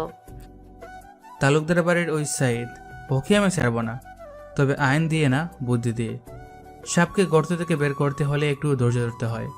আজকের এই অপমান আমি সুদে আসলে উসুল করব। ওসি সাহেব, গাড়ি রেডি করতে বলুন, আমাকে আবার ওই বাড়িতেই ফিরতে হবে। ওই বাড়িতে আবার? স্যার ওরা তো আপনাকে... ওরা আমাকে চোর ভাবে, ভাবুক। আমি চোর হয়ে থাকবো যতক্ষণ না ওদের আসল চোরকে সবার সামনে উল্লঙ্ঘ করছি। গাড়ি বের কর। অন্তর থানা থেকে বেরিয়ে এলো। বাইরে সন্ধ্যা নেমেছে, আকাশের অবস্থা থমথমে, যেন বড় কোনো ঝড়ের পূর্বাভাস দিচ্ছে। অন্তর মুচকি হাসল। তালুকদার বাড়ির খেলা এবার নতুন মোড় নিতে যাচ্ছে। থানা থেকে বের হওয়ার সময় ওসি মাহবুবের সেই ভয়ার্ত সেলুট আর রাজকীয় বিদায় সংবর্ধনা দূর থেকে সাইদের নজরে পড়েনি। সে ভেবেছিল পুলিশের উত্তম মধ্যম খেয়ে অন্তর সোজা গ্রামের পাশে উঠবে, কিন্তু বিধিবাম সন্ধ্যার আধার নামতেই অন্তর চৌধুরী আবার এসে দাঁড়ালো সেই পরিচিত লোহার গেটের সামনে। দারোয়ান তাকে আটকাতে চেয়েছিল, কিন্তু অন্তরের চোখের দিকে তাকিয়ে সে এক পা পিছিয়ে গেট খুলে দিতে বাধ্য হলো। ড্রয়িং রুমে তখন পিনপতন নীরবতা। আফজাল সাহেব সোফায় বসে কপালে হাত দিয়েছেন। কে কে ওখানে? দরজার ভারী পর্দা সরিয়ে অন্তর ভেতরে প্রবেশ করলো। তার জামা কাপড় ধুলো মাখা, কিন্তু মেরুদণ্ড সোজা। তুই তুই আবার এসেছিস? কোন সাহসে? সাহসটা সত্যের সাহেব, আমি চুরি করিনি, আর ছুর না ধরে আমি এই বাড়ি ছেড়ে যাব না, এটাই আমার জেদ। সাইড সিঁড়ি দিয়ে নামতে নামতে বলে, বাবা দেখেছ ওর স্পর্ধা, পুলিশকে ঘুষ দিয়ে ছাড়া পেয়ে এখন আবার বুক ফুলিয়ে এখানে এসেছে। এই দারোয়ান, ওকে বের করে দে। দারোয়ান ডাকার দরকার নেই ভাইজান, পুলিশ আমাকে প্রমাণের অভাবে ছেড়ে দিয়েছে। আর আমি যদি যেতে না চাই, আমাকে বের করার ক্ষমতা এই বাড়ির কারণেই। কি বললি? তোর এত বড় কলেজা? সাইড তেড়ে আসতে চাইল, কিন্তু অন্তরের স্থির চাহনি দেখে সে থমকে গেল। দোতলা সিঁড়ি রেলিং ধরে দাঁড়িয়েছিল মেহের। অন্তরকে দেখে তার বুকের ভেতরটা ধক করে উঠল। স্বস্তি নাকি রাগ সে বুঝতে পারল না, তবে সে খেয়াল করলো অন্তরের হাতে হাত করা লাল দাগ বসে গেছে। মেহেরের খুব ইচ্ছে হলো দাগটাতে হাত বুলিয়ে দিতে, কিন্তু আভিজাত্যর অহংকার তাকে আটকে দিল। সে ধীরে ধীরে নিচে নেমে এলো। তোর কি আত্মসম্মান বলতে কিছু নেই অন্তর? অপমান করে পুলিশে দেওয়া হলো, চোর বলা হলো, তাও তুই নির্লজ্জের মতো ফিরে এলি। আত্মসম্মান আছে বলেই ফিরে এসেছি ছোট ম্যাডাম, পালিয়ে গেলে তো চুরি সাজতাম। তুই কি চাস বলতো? টাকা? কত টাকা লাগবে তোর বল, আমি দিচ্ছি। টাকা নিয়ে বিদায় হ, তোর এই মুখ আর দেখতে চাই না। সব কিছু টাকা দিয়ে মাপা যায় না। আমার মায়ের শিক্ষা, নিজের গায়ে কলঙ্ক নিয়ে বাঁচা মৃত্যুর চেয়ে খারাপ। আসল চোরকে যেদিন আপনাদের সামনে দাঁড় করাবো সেদিনই আমি যাব। আসল চোর? তার মানে তুই বলতে চাইছিস এই বাড়িতে অন্য কেউ চোর? সেটা সময় হলে দেখবেন। আপাতত আমি আমার পুরনো জায়গায়, মানে গ্যারেজের পাশের গড়েই থাকবো। আপত্তি আছে? থামবি? পারমিশন কে দিল? আপনার চোখ আজ দুপুরে যখন আমাকে পুলিশ ভ্যানে তোলা হচ্ছিল, তখন আপনার চোখের পানি আমি দেখেছি। ওই পানি আমার পারমিশন লেটার। তুই তুই খুব বেশি কথা বলছিস। Shut up. মেহেরের রাগে মুখ ফিরিয়ে নিল, কিন্তু তার গাল লজ্জায় লাল হয়ে গেল। অন্তর আর কোনো কথা না বলে নিজের ব্যাগের থেকে হাত বাড়ালো। আফজাল সাহেব দীর্ঘশ্বাস ফেলে উঠে গেলেন। সাইদ আড়ালে গিয়ে দাঁত কিরমির করতে লাগলো। তার সাজানো প্ল্যান ভেস্তে যাচ্ছে। বাচ্চা, তুই ফিরে এসে খুব বড় ভুল করলি। আজ রাতে তোকে আমি চ্যান্ত কবর দিব। মেহেরের সাথে তর্কের পর অন্তর যখন নিজের ব্যাগের দিকে হাত বাড়ালো, তখন সাইদ সুযোগ বুঝে এগিয়ে এলো। সে অন্তরের হাত চেপে ধরল। নাটক বন্ধ কর। মেহের ইমোশনাল হতে পারে, কিন্তু আমি না। এই বাড়িতে চোরের কোনো জায়গা নেই। এখনই বের হ, নইলে ঘর ধাক্কা দিয়ে বের করব। হাত ছাড়ুন ভাইজান, ঘাড় ধাক্কা দেওয়ার আগে মনে রাখবেন আমি থানা থেকে এসেছি। পুলিশ আমাকে ক্লিন সিট দিয়েছে। এখন যদি আপনারা আমাকে জোর করে বের করে দেন, আর কাল যদি আমি মিডিয়াতে গিয়ে বলি তালুকদার ভিলা থেকে আমাকে অন্যায়ভাবে বের করে দেওয়া হয়েছে, কারণ আমি আসল চোরকে চিনে ফেলেছি, তাহলে আপনাদের শেয়ার মার্কেটের অবস্থা কী হবে জানেন? সাইদ, হাত ছাড়ো। বাবা, তুমি ওর হুমকি শুনছ? ও ভুল কিছু বলেনি। পুলিশ ওকে ছেড়ে দিয়েছে মানে ওর বিরুদ্ধে প্রমাণ নেই। আর এত রাতে ও কোথায় যাবে? তাছাড়া আমাদের বিবেকেরও একটা ব্যাপার আছে। ও যদি নির্দয় হয় তবে ওকে বের করে দিলে আল্লাহর কাছে দায়ী থাকবো। বাবা, তুমি ভুল করছো। মাত্র 24 ঘন্টা, আমাকে মাত্র 24 ঘন্টা সময় দিন সাহেব। এর মধ্যে যদি আসল চোর ধরা না পড়ে, আমি নিজে এই বাড়ি ছেড়ে চলে যাব, আর জীবনও ছায়া মারাবো না। সাইদ মনে মনে বলে, 24 ঘন্টা? তোর তো আর 4 ঘন্টাও আয়ও নেই। তুই যদি বাইরে থাকিস তাহলে তোকে মারা কঠিন হবে, লাশ গুম করা ঝামেলা হবে। তোর চেয়ে বরং তুই চোখের সামনে থাক। আজ রাতে সুলতানের লোক যখন ডাকাতি করতে আসবে, তখন ওই হট্টগোলের মধ্যেই তোকে মেরে ফেলাটা জাস্ট একটা অ্যাক্সিডেন্ট মনে হবে। সাপের মরণ লাঠির ঘায়েই ভালো। তারপর মুখ ফুটিয়ে বলে, ঠিক আছে, 24 ঘন্টা, কিন্তু এই সময়ের মধ্যে তুই মেইন গেটের বাইরে যাবে না, আর ঘরের ভেতরেও ঢুকবি না। গ্যারেজের পাশের ওই ভাঙা ঘরে থাকবি। শর্ত মঞ্জুর। সাইদ বাঁকা হেসে নিজের ঘরের দিকে চলে গেল। অন্তর জানে এই অনুমতি দয়া নয়, বরং মৃত্যুকূপের আমন্ত্রণ। কিন্তু সে তো এটাই চেয়েছিল। বাঘ নিজের ইচ্ছায় খাঁচায় ঢুকেছে, শিকার ধরবে বলে। রাত 9টা, রাতের খাবার শেষ। মেহের নিজের ঘরে দরজা বন্ধ করে আছে। সাইদ নিজের ঘরে মদের গ্লাস নিয়ে পরিকল্পনায় ব্যস্ত। অন্তর গ্যারেজের পাশে একটি পুরনো বেঞ্চে বসে আছে। অন্ধকারে কেউ একজন ধীর পায়ে তার দিকে এগিয়ে এলো। বাতাসে দামি পারফিউমের গন্ধ। Boss, you are crazy, literally crazy. আস্তে কথা বলো রিয়া, দেওয়ালেরও কান আছে। তুমি আবার ফিরে এলে কেন? তুমি জানো সাইদ ভাইজান আজ রাতে কি প্ল্যান করেছে? উনি সুলতানদের সাথে ডিল ফাইনাল করেছে। আজ রাতে এই বাড়িতে রক্তগঙ্গা বইবে। জানি, আর সেই রক্তগঙ্গা থামাতেই তো ফিরে আসা। আমি বাইরে থাকলে সাইদ সহজেই দলিলগুলো সুলতানের হাতে তুলে দিত, কিন্তু আমি ভেতরে থাকলে সেটা সম্ভব না। কিন্তু তোমার লাইফ রিস্কে আছে অন্তর। সুলতানের লোকেরা তোমাকে টার্গেট করবে সবার আগে। ওরা প্রফেশনাল কিলার। শুনো রিয়া, বাঘ যখন শিকারের জন্য উৎপেতে থাকে, তখন সে জানে হায়নারা আসবে। আমার চিন্তা আমাকে নিয়ে না, আমার চিন্তা মেহেরকে নিয়ে। সাইদ নিজের জান বাঁচাতে মেহেরকেও বলে দিতে পারে। মেহের, ও তো তোমাকে দেখতেই পারে না। আজ সকালেও কতগুলো কটু কথা শোনালো, তাও ওর জন্য এত দরদ। ওটা ওর অহংকার রিয়া, ও জানে না ও কার সাথে কথা বলছে। কিন্তু আজ রাতে ওর ওই অহংকার ভেঙে চুরমার হয়ে যাবে যখন ও দেখবে ওর নিজের ভাই ওর গলায় ছুরি ধরেছে। তাহলে আমার রোল কি হবে? তুমি শুধু একটা কাজ করবে, রাত 2টার সময় মেইন পাওয়ার সাপ্লাইয়ের ফিউজটা লুজ করে দিবে। আমি চাই না সুলতানের লোকেরা আলোতে আমাকে দেখুক। অন্ধকার আমার রাজত্ব, অন্ধকারে আমি ওদের সাথে খেলবো। আর পুলিশ? পুলিশ আসবে, তবে ক্লাইম্যাক্সের শেষে। তুমি ওসি সাহেবকে ঠিক 2:30 মিস কল দেবে, বাকিটা আমি সামনে নেব। মানতে হবে বস, তোমার কলিজা আছে। বিলিনিয়ার হয়েও এই নোংরা গ্যারেজে মশার কামড় খাচ্ছ শুধু একটা মেয়ের জন্য। মেয়ের জন্য না রিয়া, ন্যায় বিচারের জন্য, আর হয়তো একটু মায়ের জন্য। যাও, এখন কেউ দেখে ফেলবে। রিয়া চলে গেল। অন্তর অন্ধকারে বসে রইল। তার হাতে একটা ছোট্ট লোহার রড, যেটা সে মাটি খুঁড়ে লুকিয়ে রেখেছিল। তার চোখ দুটো অন্ধকারে জ্বলজ্বল করছে। সে প্রস্তুত। এদিকে সাইদের বেডরুমে সারা বাড়ি নিস্তব্ধ হয়ে গেছে। সাইদ নিজের ঘরে অস্থিরভাবে পায়চারি করছে। এসি চলছে 18 ডিগ্রিতে, তবুও সাইদের কপালে ঘাম। সে বারবার ঘড়ি দেখছে। টেবিলে রাখা হুইস্কির গ্লাসটা খালি করে সে কাঁপা কাঁপা হাতে ফোনটা কানে তুলল। হ্যালো সুলতান ভাই। কিরে সাইদ, খবর কি? দলিল হাতে পেয়েছিস নাকি আবার বাহানা দিবি? সুলতান ভাই, কাজটা হয়নি, একটু সমস্যা হয়ে গেছে। সমস্যা? শোন সাইদ, তোর সমস্যার কথা শুনতে শুনতে আমি ক্লান্ত। গত মাসে অনলাইন জুয়া হেরে আমার কাছ থেকে 2 কোটি টাকা নিয়েছিলি। বলেছিলি 7 দিনের মধ্যে বাপের সিন্দুক থেকে বাড়ির দলিল এনে দিবি। আজ 1 মাস হতে চললো। ভাই বিশ্বাস করো, আমি চেষ্টা করছি, কিন্তু ওই চাকরটা ওই অন্তর আবার ফিরে এসেছে। ও থাকলে আমি বাবার আলমারির চাবি সরাতে পারবো না। শালা সারা রাত পাহারাদারের মতো জেগে থাকে। ও মানুষ না ভাই, ও একটা ছায়া, কখন কোথায় থাকে কিচ্ছু বোঝা যায় না। ওই চাকরকে সরানোর দায়িত্ব তোর ছিল। ওকে চুরির কেসে ফাঁসালি, তাও বের হয়ে এলো। তোর দ্বারা কিচ্ছু হবে না, তুই একটা অপদার্থ। ভাই আমাকে আর একটা দিন সময় দাও প্লিজ, আমি কথা দিচ্ছি কালকের মধ্যে।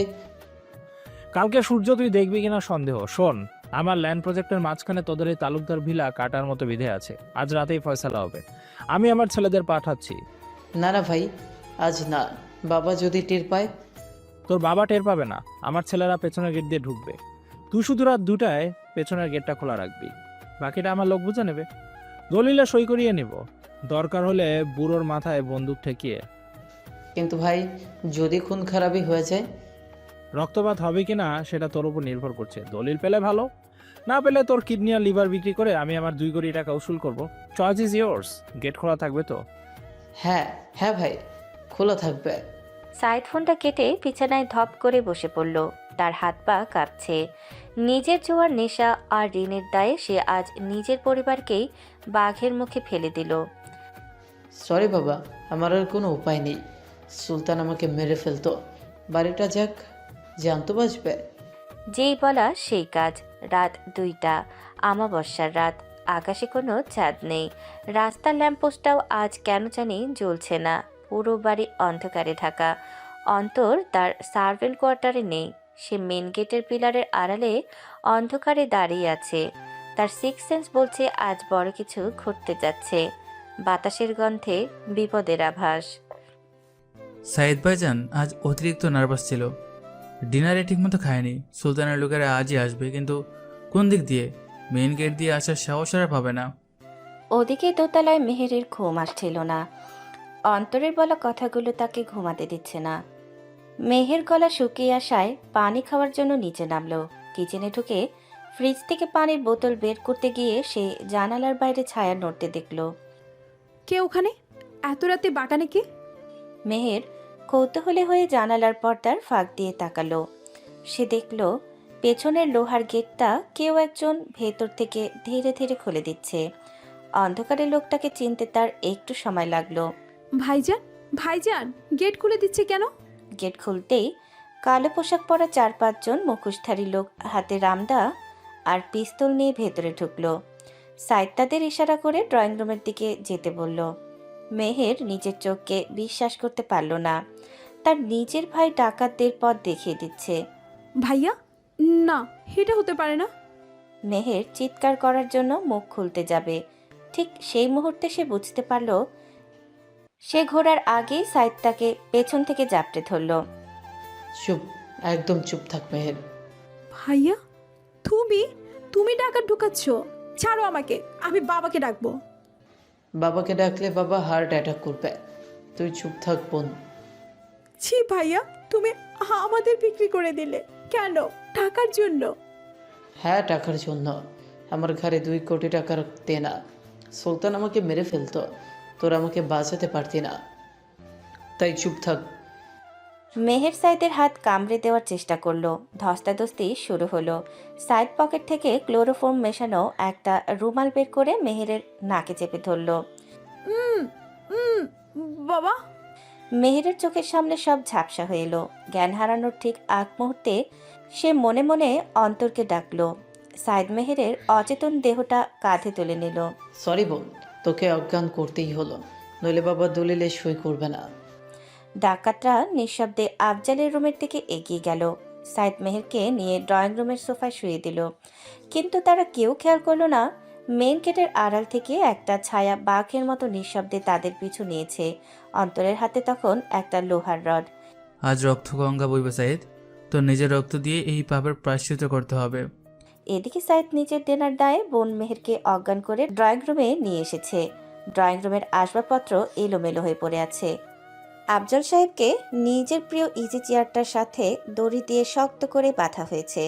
তার মুখে স্কচ টেপ মারা ছিল। সুলতান সেটা হ্যাচকা টানে খুলে ফেলল। মেহের সোফায় নিথর হয়ে পড়ে আছে। ক্লোরোফর্মের প্রভাবে সে এখনও অচেতন। সাইদ দরজার পাশে দাঁড়িয়ে ঠকঠক করে কাঁপছে। কি আফজাল সাহেব, খুব তো দাপট ছিল আপনার। এখন এখন কথা বেরোচ্ছে না কেন? তোরা কারা সাইদ? এসব কি হচ্ছে? ওরা কারা? পরিচয় পরে হবে বুড়ো, আগে দলিল একটা সই দে। তোর গুণধর ছেলে তো আগেই বাড়ি বেচে দিয়েছে, এখন শুধু অফিসিয়াল কাজটুকু বাকি। সাইদ, তুই এত নিচে নামলি? নিজের বাবার গলায় ছুরি ধরলি, বোনকে অজ্ঞান করলি। বাবা, আমার কোনো উপায় ছিল না। বিশ্বাস করো, ওরা আমাকে মেরে ফেলতো। তুমি সই করে দাও বাবা, প্লিজ। জিদ করো না। আমি মরে যাব, তবু এই বাড়িতে ডাকাতদের নাম বসাবো না। এটা আমার বাবার ভিটা। তুই আমার ছেলে না, তুই একটা কুলাঙ্গার। চুপ, অনেক সেন্টিমেন্টাল ডায়লগ শুনেছি। সই করবি কিনা বল। না, কখনো না। ও, সোজা আঙুলে ঘি উঠবে না দেখেছি। ওই কে আছিস, মেয়েটাকে তোল। সুলতানের ইশারায় তার এক সাগরেদ অচেতন মেহেরের চুলের মুঠি ধরে সোফায় বসালো। সুলতান তার নোংরা হাতটা মেহেরের ফর্সা গালের উপর রাখলো। আফজাল সাহেব, সই না দিলে আপনার এই ডানাকাটা পরীকে আমার ছেলেরা একটু আদর করবে, তারপর তাকে বাজারে বিক্রি করে দিব। তখন আপনার মান সম্মান কোথায় থাকবে? সুলতান ভাই, না, কথা ছিল মেহেরের কোনো ক্ষতি হবে না, ওকে ছেড়ে দাও। তুই চুপ থাক বলত। টাকার গ্যারেন্টি না পেলে আমি কাউকেই ছাড়বো না। কি বুড়ো, সই দিবি নাকি তোর মেয়ের ইজ্জত দেখবি? না, খবরদার আমার মেয়ের গায়ে হাত দিবি না। আল্লাহ তোদের বিচার করবে। আল্লাহ পরে বিচার করবে, আগে আমি বিচার করি। সুলতান মেহেরের শাড়ির আঁচল ধরে টান দিতে যাবে, ঠিক সেই মুহূর্তে মেইন দরজার ভারী সেগুন কাঠের পাল্লাটা বিকট শব্দে ভেঙে ছিটকে ভেতরে পড়ল। মনে হলো যেন কোনো বোমা ফেটেছে। ধুলোর ধোঁয়া আর কাঠের টুকরো চারদিকে ছড়িয়ে পড়ল। কে রে? ধুলো সরে যেতেই দেখা গেল দরজার ফ্রেমে দাঁড়িয়ে আছে অন্তর। তার হাতে একটা মোটা লোহার রড। পরনের শার্টটা ছিঁড়ে গেছে, শরীরের পেশিগুলো রাগে দপদপ করছে। তার চোখ দুটো রক্ত জবার মতো লাল, যেন সাক্ষাৎ আজরাইল দাঁড়িয়ে আছে। হাত ছড়া, নইলে ওই হাত শরীর থেকে আলাদা করে দেব। আরে তো সেই চাকরটা সাইদ বলেছিল একে নাকি বিদায় করেছে। মরার শখ হয়েছে নাকি তোর? মরণ আজ আমার না, তোদের লিগে এসেছি সুলতান। মার্শালাকে কুচি কুচি করে ফেল। সুলতানের হুকুমে চারজন গুন্ডা রামদা আর ছুরি নিয়ে অন্তরের দিকে তেড়ে গেল।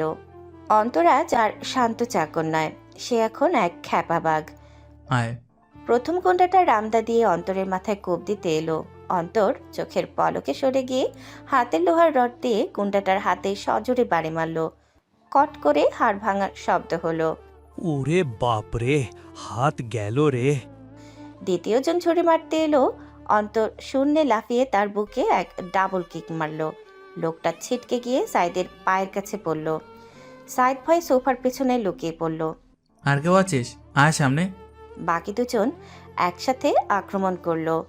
অন্তরটা বন বন করে ঘুরিয়ে একজনের হাঁটুতে এবং অন্যজনের ঘাড়ে আঘাত করলো। মাত্র 2 মিনিটের মধ্যে ড্রয়িং রুমের মেঝেতে 4 জন গুন্ডা কাতরাতে লাগলো। অন্তর ধীরে ধীরে সুলতানের দিকে এগিয়ে গেল। দাঁড়া, আর এক পা এগোলে খুলি উড়িয়ে দেব। সুলতান ভয় পেয়ে পকেট থেকে রিভলভার বের করে অন্তরের কপালে তাক করলো। তার হাত কাঁপছে। সে জীবনে অনেক মারামারি করেছে, কিন্তু এমন হিংস্র কাউকে দেখেনি। পেছাও বলছি, পেছাও, গুলি করবো কিন্তু। চালা গুলি, দেখি তোর গুলিতে কত জোর। তুই কি পাগল? মরতে চাস? সুলতান, তোর বন্ধুকে গুলি আছে 6টা, আর আমার বডিগার্ড বাইরে আছে 50 জন। হিসাব করবি নাকি ক্যালকুলেটর দেব? বডিগার্ড? চাকর আবার বডিগার্ড? আমাকে বোকা পেয়েছিস? তোর কপালটা একটু চুলকাচ্ছে না? মানে হঠাৎ জানালার কাঁচ ভেঙে একটা লাল লেজার লাইটের আলো এসে পড়ল সুলতানের কপালে, তারপর আরেকটা আলো তার বুকে। সুলতান চমকে জানালার দিকে তাকালো। বাইরে থেকে পুলিশের মেগাফোনে বলে, Sultan, this is Bangladesh police squad. পুরো বাড়ি ঘিরে ফেলা হয়েছে। অস্ত্র পেলে সিলিন্ডার করো, নলে শ্যুট করার অর্ডার আছে। সাথে সাথেই আকাশে হেলিকপ্টারের আওয়াজ শোনা গেল। শক্তিশালী সার্চ লাইটের আলো জানালা দিয়ে ড্রয়িং রুমটাকে দিনের আলোর মতো ফাঁসা করে দিল। ড্রয়িং রুমের দেয়ালে এখন ডজন খানেক লেজার লাইটের বিন্দু। Police, helicopter. সাইদ, তুই তো বলেছিলি এ বাড়িতে কেউ নেই, মিথ্যা বলে আমাকে ফাঁসিয়ে দিলি। ও তোকে ফাঁসায়নি, তুই ভুল মানুষের সাথে পাঙ্গা নিয়েছিস। গান ড্রপ কর। অন্তরের ধমকে সুলতানের হাত থেকে রিভলভারটা পড়ে গেল। সাথে সাথে কালো পোশাক পরা স্পেশাল ফোর্সের সদস্যরা জানালা ও দরজা দিয়ে ভেতরে ঢুকলো। মুহূর্তের মধ্যে সুলতান ও তার লোকদের হাতকড়া পরিয়ে হাঁটু গেড়ে বসানো হলো। সাইদ ভাইজান, বেরিয়ে আসুন, লুকাবেন না। অন্তর গিয়ে সোফার পেছন থেকে সাইদকে টেনে বের করলো। সাইদ ভয়ে কাঁদতে শুরু করেছে।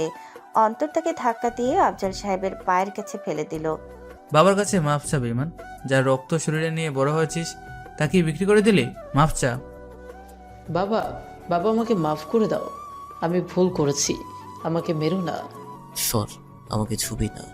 তোর মতো সন্তান আমার দরকার নেই। পুলিশ অফিসার, একে নিয়ে যান। ড্রয়িং রুম এখন পুলিশ আর র্যাবে কিচকিচ করছে। আফজাল সাহেবকে বাঁধনমুক্ত করা হয়েছে। তিনি সোফায় বসে হাঁপাচ্ছেন। মেহেরের জ্ঞান ফিরতে শুরু করেছে। সে আধো ঘুমের চোখের সামনে এত পুলিশ দেখে কিছুই বুঝতে পারছে না। আইজি সাহেব বলেন, এক্সকিউজ মি, সাইড প্লিজ। পুলিশের আইজি সাহেব নিজেই ঘরে প্রবেশ করলেন। তার পেছনে কয়েকজন সুটেড বুটেড কর্পোরেট এক্সিকিউটিভ। আইজি সোজা অন্তরের সামনে গিয়ে সেলুট দিলেন। সরি স্যার, আসতে 5 মিনিট দেরি হলো, রাস্তায় ভিআইপি মুভমেন্ট ছিল।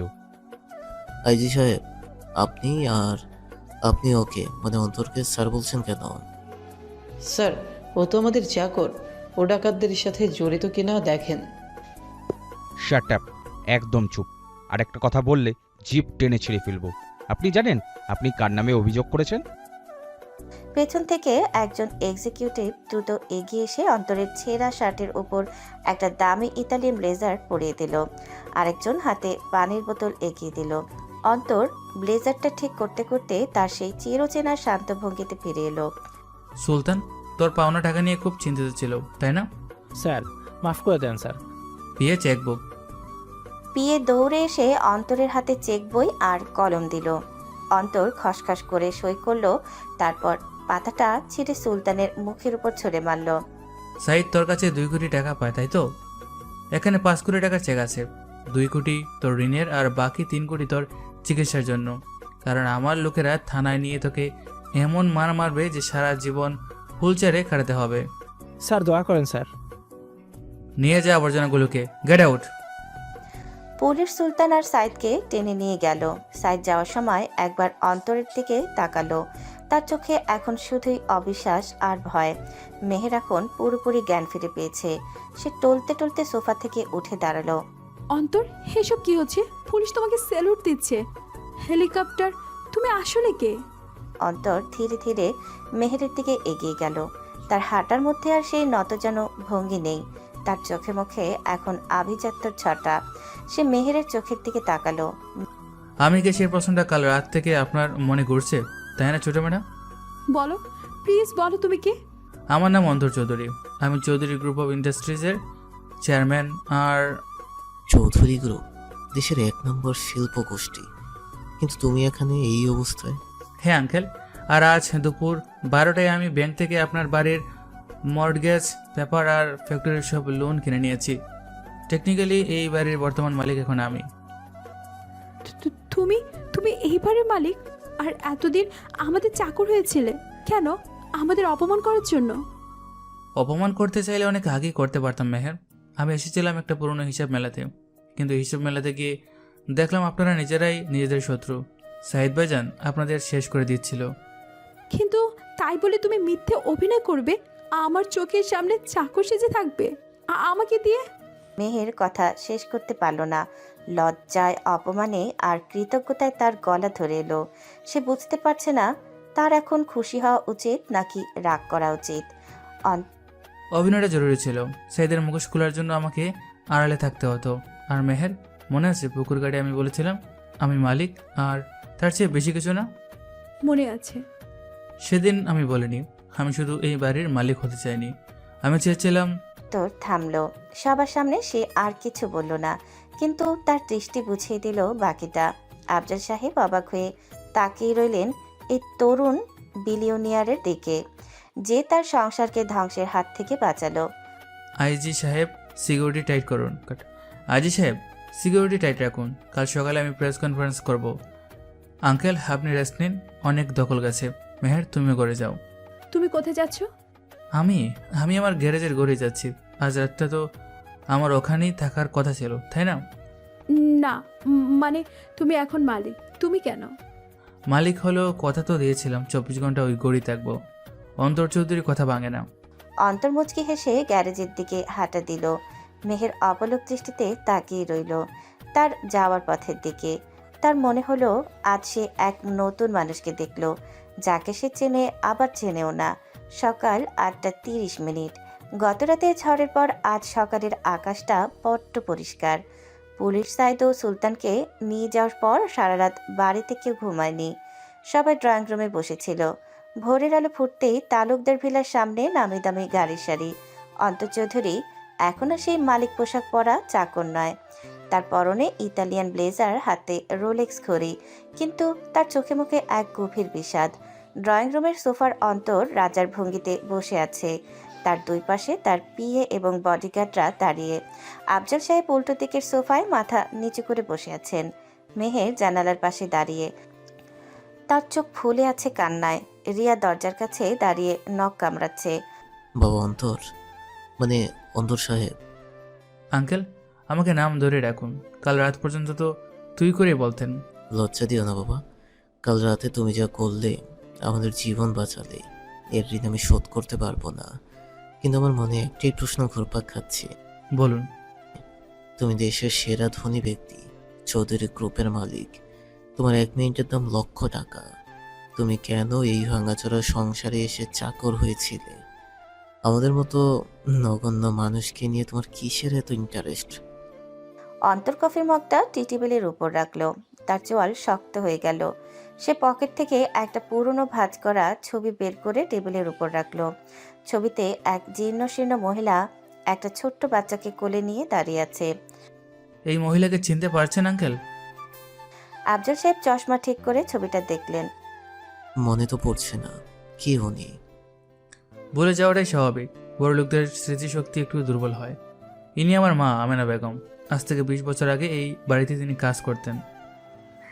তোমার মা এখানে কাজ করতেন? হ্যাঁ মেহের, তখন আমি ছোট ছিলাম। মায়ের আসল ধরে এই বাড়িতে আসতাম। একদিন মা অসুস্থ হয়ে পড়েন, তার চিকিৎসার জন্য 5,000 টাকা দরকার ছিল। মা আপনার বাবার কাছে সেই টাকাটা ধার চেয়েছিলেন, বেতন থেকে কেটে নেওয়ার শর্তে। তারপর? আপনার বাবা টাকা তো দেয়নি, উল্টো মাকে চোর অপবাদে দিয়ে গাড় ধাক্কা দিয়ে বের করে দিয়েছিলেন। মা অপমান সহ্য করতে পারেননি, আর চিকিৎসার অভাবে সেই রাতেই তিনি মারা যান। আমি তখন 5 বছরের শিশু। মায়ের লাশের পাশে বসে শপথ করেছিলাম, এই তালুকদার বাড়ির প্রতিটি ইটের দাম আমি আদায় করব। পুরো ঘর নিস্তব্ধ, পিন পতন নীরবতায় শুধু মেহেরের দীর্ঘশ্বাসের শব্দ শোনা যাচ্ছে। আমি বড় হয়েছি এতিমখানায়, তারপর স্কলারশিপ নিয়ে বিদেশে যাই, বিজনেস দাঁড় করাই। আমার একটাই লক্ষ্য ছিল তালুকদার বাড়ি আমি কিনে নেব এবং আপনাদের রাস্তায় নামাবো, ঠিক যেমন আমার মাকে নামানো হয়েছিল। তাই আমি ছদ্মবেশে এসেছিলাম। দেখতে চেয়েছিলাম আপনারা কতটা নিচে নামতে পারেন। চেয়েছিলাম ভিতর থেকে আপনাদের ধ্বংস করতে। তাহলে করলে না কেন? সব সুযোগ তো তোমার হাতেই ছিল। সাইদ ভাইয়া তো বাড়ি বিক্রি করে দিয়েছিল। তুমি কেন বাঁচালে আমাদের? কেন প্রতিশোধ নিলে না? কারণ অন্তর উঠে জানালার কাছে গেল। বাইরের বাগানের দিকে তাকিয়ে সে একটা দীর্ঘশ্বাস ফেলল। কারণ আমি প্রতিশোধ নিতে এসে ভালোবাসার কাছে হেরে গেছি মেহের। আমি ভেবেছিলাম তোমরা সবাই অমানুষ, কিন্তু আমি ভুলছিলাম। তোমার এই অহংকারের আড়ালে যে একটা নরম মন আছে, সেটা আমি ওই পুকুরের ঘাটে ওই বৃষ্টির রাতে দেখেছিলাম, যখন তুমি আমাকে তোমার শালটা দিতে চেয়েছিলে। যখন আমার চর খাওয়ার পর তোমার চোখে পানি দেখেছিলাম, তখন আমার মায়ের চেহারাটা মনে পড়ে গিয়েছিল। বস, ইমোশনাল হয়ে যাচ্ছ কিন্তু। রিয়া, তুই জানতি সব? সরি বোন, পেটে তাই করতেই হয়। অন্তর স্যার আমাকে হায়ার করেছিলেন তোদের উপরে নজর রাখার জন্য। আমিই ছিলাম ইনসাইডার। তবে বিশ্বাস কর, স্যার তোদের ক্ষতি চাননি। উনি শুধু সাইদ ভাইজানকে শায়েস্তা করতেই চেয়েছিলেন। আমি মায়ের অপমানের প্রতিশোধ নিতে চেয়েছিলাম, কিন্তু তোমাদের এতিম করতে চাইনি। কারণ আমি জানি এতিম হওয়ার যন্ত্রণা কতটা। সাইদ তার পাপের শাস্তি পেয়েছে, সেটাই আমার প্রতিশোধ। অন্তর তার পিএকে ইশারা করলো। পিএ একটা ফাইল আফজাল সাহেবের হাতে তুলে দিল। আঙ্কেল, এখানে বাড়ির দলিল আর ফ্যাক্টরির চাবি আছে। আমি ব্যাংক থেকে সব ক্লিয়ার করে দিয়েছি। সাইদের লোন শোধ। আপনাদের আর কোনো দেনা নেই। আপনারা ভালো থাকবেন, আমি আসছি। বাবা, তুমি চলে যাচ্ছ? আমার কাজ শেষ আঙ্কেল। আমার পৃথিবী আর আপনাদের পৃথিবী আলাদা। ওখানে চাকর অন্তরের কোনো জায়গা নেই। অন্তর হনহন করে হেঁটে গাড়ির দিকে এগিয়ে গেল। বাইরে তখন কালো রঙের মার্সিডিজ বেঞ্চ আর ল্যান্ড ক্রুজারের বহন অপেক্ষা করছে। মেহের এতক্ষণ পাথরের মতো দাঁড়িয়েছিল। অন্তর যখন গাড়ির দরজায় হাত রাখলো তখন মেহেরের হুঁশ ফিরল। না না, এইভাবে যেতে পারে না। মেহের দৌড়ে সিঁড়ি দিয়ে নামলো। তার পায়ে জুতো নেই, চুল এলোমেলো। সে দৌড়ে গিয়ে অন্তরের হাত চেপে ধরল। দাঁড়াও, প্লিজ যেও না। হাত ছাড়ুন মেহের। এখন আর আমি আপনার চাকর নই যে হুকুম করবেন। আমি হুকুম করছি না, আমি ভিখারির মতো ভিক্ষা চাইছি। আমাকে কি ক্ষমা করে দেওয়া যায় না অন্তর? আমি তোমাকে অনেক অপমান করেছি, চড় মেরেছি, গায়ে চা ঢেলেছি, ছোট লোক বলেছি। আমাকে শাস্তি দাও, যত বড় শাস্তি দিতে চাও দাও, কিন্তু চলে যেও না। শাস্তি? আপনি তো রাজকুমারী, আপনাকে শাস্তি দেওয়ার সাধ্য কি আমার আছে? আছে, তোমার আছে। তুমি এই বাড়ির মালিক, আমারও মালিক। তুমি যা বলবে আমি তাই করব। প্লিজ অন্তর, আমাকে একা ফেলে যেও না, আমি মরে যাব। মেহের কান্নায় ভেঙে পড়ল। সে অন্তরের বুকে মাথা রেখে হাউমাউ করে কাঁদতে লাগলো। অন্তরের বডিগার্ডরা এগিয়ে আসতে চাইল। অন্তর হাত তুলে তাদের থামিয়ে দিল। সে ধীরে ধীরে তার হাতটা মেহেরের মাথায় রাখলো। আমার মা বলতেন মেয়েদের চোখের জল খুব দামি, এটা নষ্ট করতে নেই, চোখ মোচো। বুঝবো না, আগে বলো তুমি যাবে না। আমি না গেলে আমার বিজনেস কে দেখবে? পাগল নাকি? তাহলে আমাকেও নিয়ে চলো, তোমার পিএ হিসেবে, তোমার কাজের লোক হিসেবে, যেভাবে হোক নিয়ে চলো। সারা জীবন এই ছোট লোকটার সাথে থাকতে পারবে? আমার বক বক শুনতে পারবে? সকালে উঠে আমার কফি বানিয়ে দিতে পারবে? পারবো, সব পারবো। তাহলে শাস্তি পাওয়ার জন্য রেডি হও। সারা জীবন আমার ভালোবাসা সহ্য করার শাস্তি। মেহের অবাক হয়ে মুখ তুলল। অন্তরের ঠোঁটে সেই ভুবন ভোলানো হাসি। অন্তর পকেট থেকে সেই নীল রঙের ভেলভেটের বক্সটা বের করলো, যার ভেতর সেই হারানো হীরার আংটিটা আছে। এটা তোমারই ছিল, তবে আজ থেকে এটার মালিক আমি, আর আমার মালিক তুমি। ডিল? ডিল, ডিল, 1000 বার ডিল। অন্তর আংটিটা মেহেরের অনামিকায় পরিয়ে দিল। মেহের লজ্জায় লাল হয়ে অন্তরের বুকে মুখ লুকালো। ড্রয়িং রুমের জানালা থেকে আফজাল সাহেব আর রিয়া দৃশ্যটা দেখে হাসলেন। তারা বাসা থেকে বেরিয়ে রাস্তায় এসে দাঁড়িয়েছে। হঠাৎ করেই আকাশ ভেঙে বৃষ্টি নামলো। তবে আজকে বৃষ্টিতে কোনো ঝড় নেই, আছে এক স্নিগ্ধতা, যেন প্রকৃতিও তাদের মিলনকে আশীর্বাদ করছে। অন্তর বডিগার্ডদের হাত থেকে ছাতাটা নিয়ে নিজেই ধরল। এসো, ভিজে যাবে। ভিজতে চাই, মনে আছে তুমি বলেছিলে পুড়তে চাই, আমি চাই না। আজ আমি ভিজতে চাই। তখন আমি চাকর ছিলাম, তাই বারণ করেছিলাম। এখন আমি স্বামী হতে যাচ্ছি, তাই অধিকার আছে থামানোর। গাড়িতে ওঠো। বাপরে, এখনই এত দাপট? অন্তর মেহেরকে গাড়ির দরজা খুলে বসিয়ে দিল। আফজাল সাহেব বারান্দা থেকে হাত নেড়ে বিদায় জানালেন। রিয়া চেঁচিয়ে বলল, বস, মিষ্টি কিন্তু ডাবল লাগবে। ট্রিপল পাবি, চিন্তা করিস না। গাড়ির কনভয় বৃষ্টির মধ্য দিয়ে নতুন গন্তব্য রওনা দিল। গাড়ির ভিতরে এসি চলছে। মেহের অন্তরের কাঁধে মাথা রেখে বসে আছে। তার মনে হচ্ছে এটা কোনো স্বপ্ন। একটা কথা বলবো? বলো। তুমি কিন্তু আমাকে এখনো প্রপোজ করনি। আংটি পরিয়েছো, কিন্তু আই লাভ ইউ বলো নেই। আমি কাজে বিশ্বাসী, কথায় না। হবে না, বলতে হবে, ফিল্মি স্টাইলে বলতে হবে। আচ্ছা ড্রাইভার, গাড়ি ঘোরাও। কোথায় স্যার? এয়ারপোর্ট? না, সোজা কাজী অফিস ধানমন্ডি। কাজী অফিস? এইভাবে? এই ভেজা কাপড়ে? দেরি করলে যদি তোমার মুড সুইং হয়ে যায়, ভরসা নেই বাবা। আগে সিগনেচার, তারপর রোমান্স। তুমি একটা পাগল। তোমার জন্যই তো হলাম। অন্তর মেহেরকে জড়িয়ে ধরল। মেহের অন্তরের বুকে মিশে গেল। শোনো, একটা শর্ত আছে কিন্তু। বিয়ে হওয়ার আগে শর্ত? কি শর্ত? তুমি বিলিনিয়ার হতে পারো, কিন্তু আমার কাছে তুমি সেই অন্তরই হয়ে থাকবে। তবে তবে কি? আমাদের বেডরুমে ঢোকার সময় কিন্তু আর নক করবে না, ঠিক আছে? ওরা তো প্রথম দিনই বলেছিলাম, দরজা খোলা থাকলে আমি পারমিশন নিই না। বজ্জাত। তোমারই তো বড়। দুজনেই শব্দ করে হেসে উঠল। বাইরের বৃষ্টি তখন আরো জোরে নামল। গাড়িটা শহরের কোলাহল পেরিয়ে এক নতুন জীবনের দিকে ছুটে চলল, যেখানে কোনো ছদ্মবেশ নেই, আছে শুধুই ভালোবাসা। অন্তর, হুম? একটা সত্যি কথা বলবে? লুকানোর তো আর কিছু নেই, বলো। তুমি কি সত্যি আমাকে মাফ করেছো, নাকি এটা শুধুই দয়া? সেই এতিম মেয়েটার প্রতি দয়া, যার বাবা দেউলিয়া আর ভাই অপরাধী। দয়া? দয়া করার অধিকার ঈশ্বরের, মেহের মানুষের না। আমি তোমাকে দয়া করিনি। তাহলে যে মেয়েটা তোমাকে কুকুর বিড়ালের চেয়েও অধম ভাবতো, সে তোমার গায়ে হাত তুলেছে, তাকে ভালোবাসা যায়? এটা কি সম্ভব? যায়, কারণ আমি তোমার ভেতরটা দেখেছি। ওই রাগী অহংকারী খোলসটার নিচে একটা বৃদ্ধ বাচ্চা মেয়ে লুকিয়েছিল, যে শুধু ভালোবাসার কাঙ্কাল। আমি সেই বাচ্চা মেয়েটার প্রেমে পড়েছি, ওই অহংকারী মেহেরের নাম। কিন্তু আমার ঘৃণা হচ্ছে নিজের প্রতি। তোমার দিকে তাকালে আমার নিজেকে অপরাধী মনে হয়। এই অপরাধ নিয়ে আমি তোমার পাশে শুভ কি করে, তোমার চোখের দিকে তাকাবো কি করে? তাকাবে, কারণ এই অপরাধবোধটাই তোমার শুদ্ধি। যেদিন তুমি কেঁদেছিলে সেদিনই তোমার সব পাপ ধুয়ে গেছে। আর শোনো, বলো। ভালোবাসায় কোনো হিসাব নিকাশ থাকে না। কে কতটুকু আঘাত দিল আর কে কতটুকু সহ্য করলো, ওই খাতাটা আমি অনেক আগেই বন্ধ করে দিয়েছি।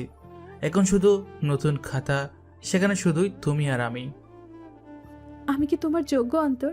তুমি আকাশ আর আমি মাটির ধুলো। আকাশ আর মাটির মিলন তো দিগন্তী হয় পাগলি। তুমি ছাড়া আমার এই সাম্রাজ্য, এই টাকা পয়সা সব মূল্যহীন। তুমি ছিলে বলেই আমি জেদ ধরেছিলাম, তুমি ছিলে বলেই আমি ফিরে এসেছি। আমি তোমাকে অনেক কষ্ট দিয়েছি। দিয়েছো, খুব দিয়েছো। এখনো ব্যথা করে? করে, কিন্তু এই ব্যথাটা এখন আর জ্বালা দেয় না, শান্তি দেয়। কারণ আমি জানি এই ব্যথার মলমটাও তোমার কাছে আছে। সারা জীবন আমি সেই মলম হয়ে থাকবো, কথা দিলাম। শুধু মলম না, তোমাকে আমার শক্তি হতে হবে। পারবে? পারবো, তোমার ছায়া হয়ে থাকবো। কিন্তু একটা ভয় হয়। কিসের ভয়? যদি কোনোদিন তোমার মনে পড়ে যায়, যদি কোনোদিন ঝগড়ার সময় তুমি বলে ওঠো, ভুলে যেও না তুমি আমার দয়া বেঁচে আছো, তখন আমি মরে যাব অন্তর। অন্তর মেহেরের মুখটা দুহাতে তুলে ধরে বলে, আমার চোখের দিকে তাকাও। তাকিয়েছি। কি দেখতে পাচ্ছ? সমুদ্র। ওই সমুদ্রে তোমার অতীত ডুবে গেছে। আমি অন্তর চৌধুরী কথা দিচ্ছি, আজকের পর, এই মুহূর্তের পর তোমার অতীত নিয়ে আমি আর কোনোদিনও একটা শব্দ উচ্চারণ করব না। আমাদের শুরুটা হবে এখান থেকেই, ঠিক এই বৃষ্টির মুহূর্ত দেখে। তুমি মানুষ নও অন্তর, তুমি ফেরেশতা। ফেরেশতা হতে চাই না, প্রেমিক হতে চাই। যে প্রেমিকের বুকে মাথা রেখে তুমি নিশ্চিন্তে ঘুমাতে পারবে, যেখানে কোনো মুখোশ থাকবে না, কোনো ছদ্মবেশ থাকবে না। আমি তোমাকে ভালোবাসি। জানি। শুধু জানলে হবে না, অনুভব করতে হবে। অনুভব করছি তো, এই যে তোমার হৃদস্পন্দন বেড়ে গেছে, তোমার হাত কাঁপছে, সব অনুভব করছি। আমাকে শক্ত করে ধরো, যেন কোনো ঝড় তোমাকে আমার থেকে আলাদা করতে না পারে। ঝড় এলে আমরা দুজন মিলে ভিজবো, কিন্তু কেউ কারো হাত ছাড়বো না। তোমার মা, উনি কি আমাকে মেনে নেবেন? আমি যে তার ছেলের সাথে এত খারাপ ব্যবহার করেছি। মা দেখছেন, তিনি হয়তো আকাশ থেকে হাসছেন, কারণ তিনি চেয়েছিলেন তার ছেলে সুখী হোক, আর তার ছেলে তার সুখ খুঁজে পেয়েছে এই জেদি মেয়েটার মাঝে। এই সেই সুখের অমর্যাদা হতে দেব না। চলো, কাজে অফিস এসে গেছে। অন্তর, বলো। Thank you. কিসের জন্য? আমাকে ধ্বংস না করে আমাকে নতুন জীবন দেওয়ার জন্য, আমাকে মেহের তালুকদার থেকে মেহের চৌধুরী করার জন্য। নামটা মন্দ না, মেহের চৌধুরী, বেশ মানিয়েছে। গাড়ির দরজা খুলে অন্তর হাত বাড়িয়ে দিল। মেহের সেই হাত ধরল যেন কোনো জাদুকর তার রাজকন্যাকে নতুন এক পৃথিবীতে নিয়ে যাচ্ছে।